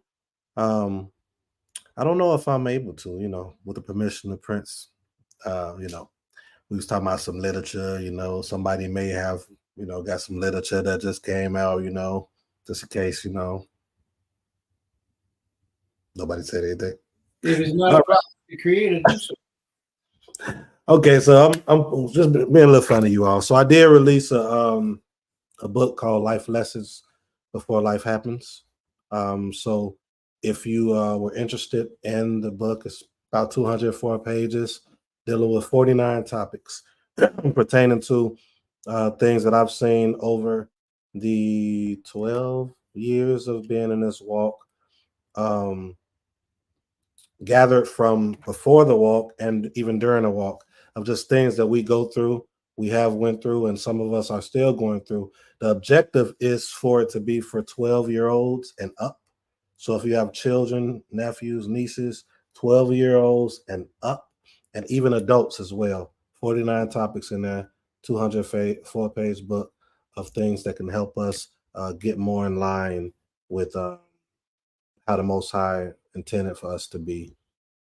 So hopefully, if you all are interested, just make a comment after class, and I'll probably put my email. I'll put my email in there now. Just email me and let me know if you're interested. So after Shabbat, I can give you the details. And that's all I have. All right, family. All right, in honor of our past Imam, we will not be having the second half class today. We're going to take that portion in that time to pray on the behalf of her, just meditate on the goodness of her and those of us who knew her. You know, do whatever we can do to meditate on past times of her. Still worship and praise the Most High and pray that the Most High blesses her memory and her essence and be with her. We ask the Most High find us acceptable in His sight. She was close. She was there. She was special to a lot of the people that I didn't even know even knew her. And we have to be mindful of that. So we want to close down our second half on this day. The second half of class will not take place at 3 o'clock. Creator willing, we'll see you all back here next week, next Shabbat. And also remember, family, before we leave, that the holy days are coming up. Pesach. Now, the actual listed dates that we have is all tentative based on the sighting of the barley. We have to go out and find the barley in the fields because the heavens and the earth bear records of the seasons that we're in. So if the barley isn't ripened yet enough to be harvested, not harvested, but enough to be harvested, then we have to move Pesach back another month. Creator willing, that won't be the case. But all that is based on what the evidence from the heavens and the earth producing vegetation, because we have to, Pesach must be in the springtime. And if we're off because the vegetation hasn't begun to grow, then we're not in the springtime, we're still in the winter. So therefore, we have to give it the best time we can, and Creator willing, everything will line up appropriately. We have Pesach set for March the 26th thus far. But if the barley harvest is not, if the barley is not enough to be harvested or enough in the fields, then we will have to move Pesach back to next month. Okay, so we will keep everybody aware of everything. You can find our listed dates on OneNationCalendarCoalition.com, OneNationCalendarCoalition.org, or OneNationCalendarCoalition.net. Imai, could you post that in the room, please? I already know you want it because you're just that sharp. But that's where you can go to get the list of days, and you can also go there to get a copy of a note to give to your employer of those days off. Yes, it is by the sighting of the moon, but the moon has to line up with this proper season, which means the vegetation must be in a certain, it's called maturated or maturation. The vegetation has to be in a certain state. And because barley is one of the first grains to maturate, we look for that prior to the new moon to let us know it's the new moon of the right season.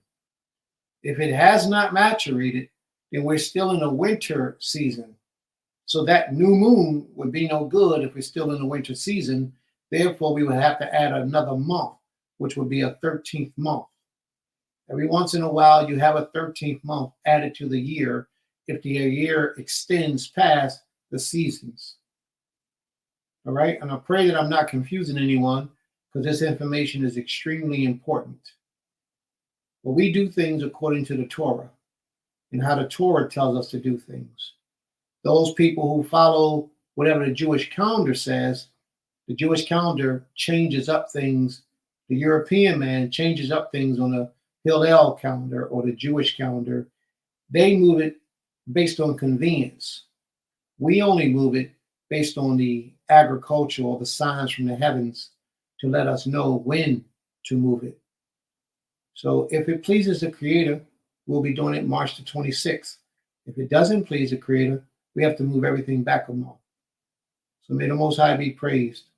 Are there any other questions or comments before we close out, family?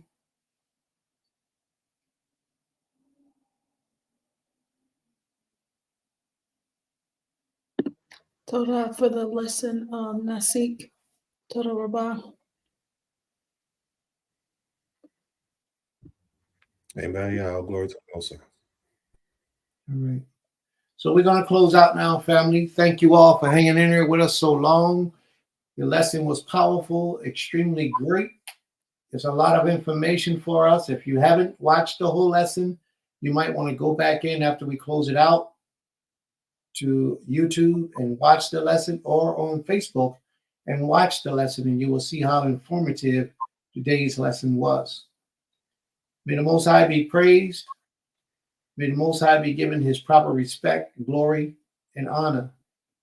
Let's stand and give a quiet thanks to the Creator, a little praise, if we can.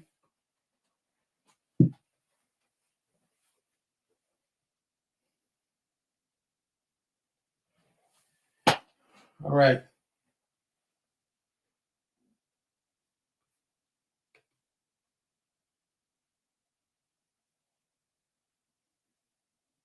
May the Most High be praised. And listen, before we close it out,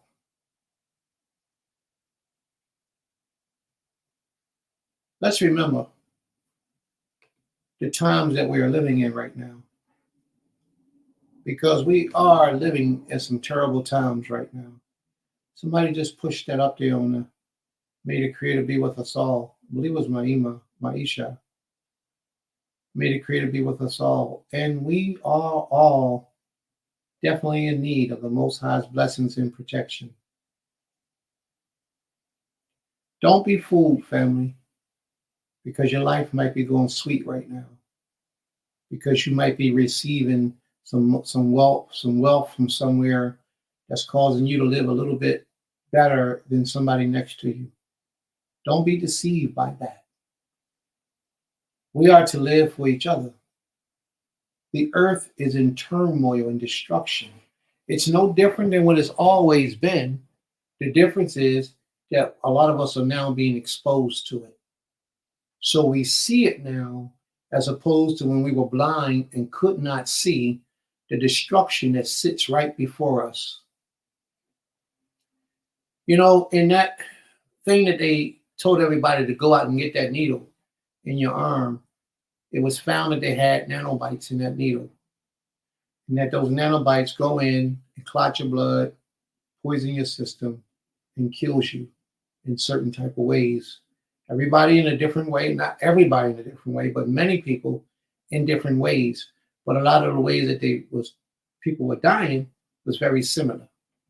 So when they changed up and the shot season was over, they then began to put those nanobites in certain foods without telling people.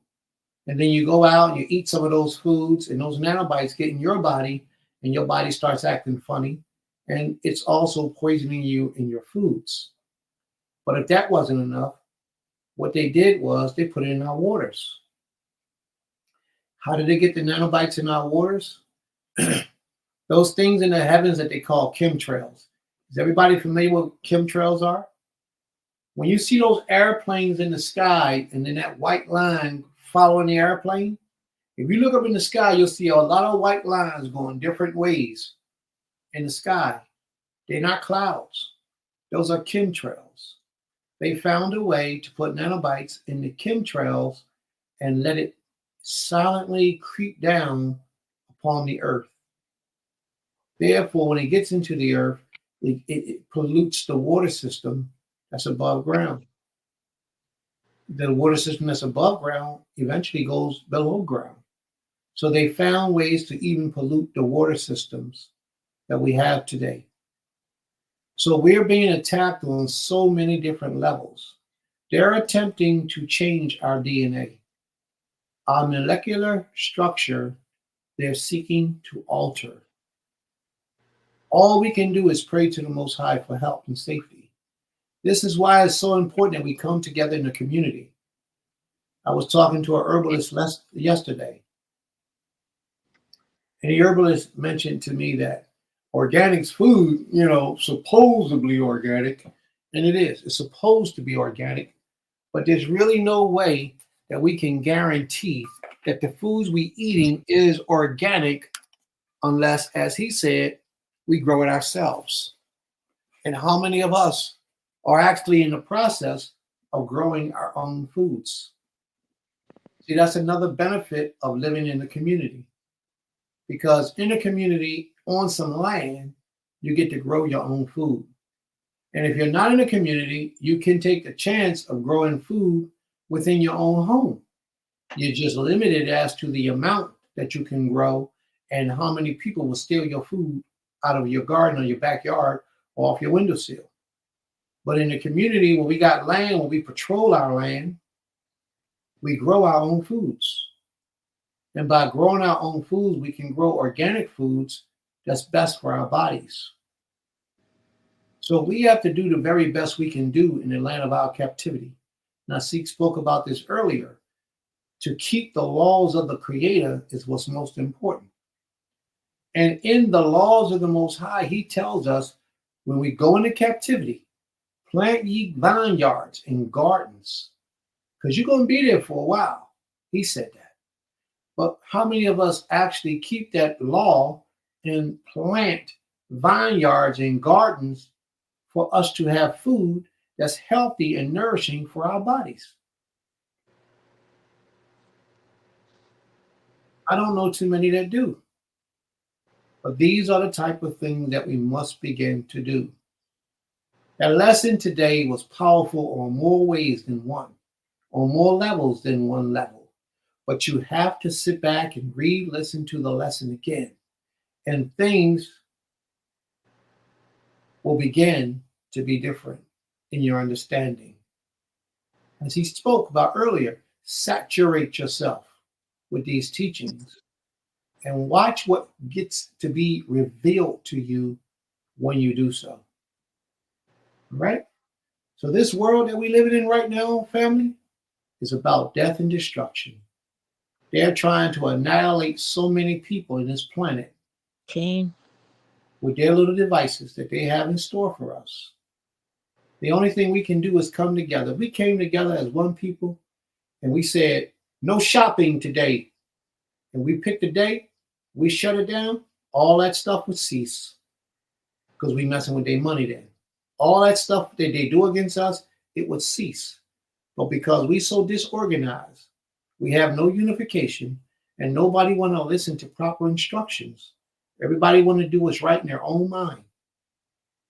And because we're in that condition, we're going to suffer in that condition. And when we come together as a people, when we truly come together as a people under one leadership in righteousness, and I'm talking about colored people around the world.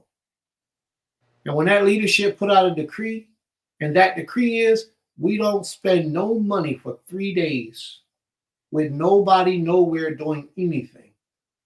And we all do it, we will see the power that we really possess. Part of the problem is we don't know the strength we have. We don't know the power we possess as a people. Now, I'm not just taking this on the Israelite level.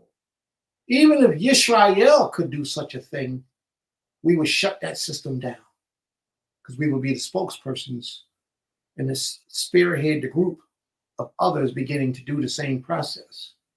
But I'm speaking it on the level of all colored people throughout the world. If we could come together and unite on the basic things of life, we could change our existence in this planet. But because they have us so divided and separated, we won't do it until we get some unification. Unity is the key to our stability. May the Most High be praised. Toda Rabbi, everyone. Toda Rabah, Shabbat Shalom, everyone. Shalom. Thank you so much. What's going on, Prince? I Daya. know we about to end, but I've been trying to post the email stuff on it. It's not letting me. Do you mind if I pull the screen on for them to see the information? Okay, do your thing. All right, you all. So luckily, I've been trying to share it with you all. It hasn't been letting me. So let me try to pull it out for you all. Please forgive me. Please forgive me. But this book is important. Oh, we're not telling y'all to go buy this book today. That's not No. what That's not what I'm doing. Okay. I didn't say it. We're only showing y'all that this is what he's done. And if you choose to buy the book at a later time, we appreciate that. We appreciate that, truly. May the Most High be praised. So yeah, when I had it up and running, but when that happened with my computer, it messed some stuff up. So I'm just gonna pull it up right here through my messenger. So give me 1 second, you all. Appreciate your patience, truly do. Here it is, coming up right now. Let me share it. And if you want to write down the email, you could just email it when you're able to. Can you all see it? Can you all see it? Yeah, who that guy with the glasses on? My inside did the work too, so she does the editing. But the book is Life Lessons Before Life Happens. Again, it's for children 12 and up. If you want to read it to children younger than 12, okay, but 12 and up should be able to understand what's being said. And that's definitely for adults too. Trust me. I wish I had this book when I was in my 20s. But my email is Naseekh Shama at the houseofbalance.net. Or you can find us if you're friends with me on me and my Isha on Facebook. Just let us know there. Preferably after Shabbat, though, you all. I do not recommend doing anything during Shabbat, but this is the book. So, Toda, Prince, for letting me share it. Hopefully, you all got it. Praise. All right. All right, family. Creator willing, we see you all again next week. If we don't see you at the burial tomorrow, the celebration tomorrow. Creator willing, we see you at the celebration tomorrow, and then we'll see you at next week at the Shabbat service. Yes, Ima. Shabbat Shalom. And also, I know earlier you mentioned that it may be streaming. We are going to attempt to stream it. For those who, may want to tune in from Beulah land or family, we will put it in the chat. And I'm thinking that the family will also send it out. So, but if the stream doesn't work, it's just because the internet is not working out there that deep into the land. But we will attempt to stream it tomorrow. We do have the Wi-Fi box, right? Yeah, that's what we're going to try to use. All right. Okay. May the Most High be praised. All right. Creator willing, we talk to you all again. If not tomorrow, next Shabbat. Remember, there will be no 3 o'clock class in honor of Ima. Shalom, shalom. Shalom, shalom. Shabbat shalom, everyone.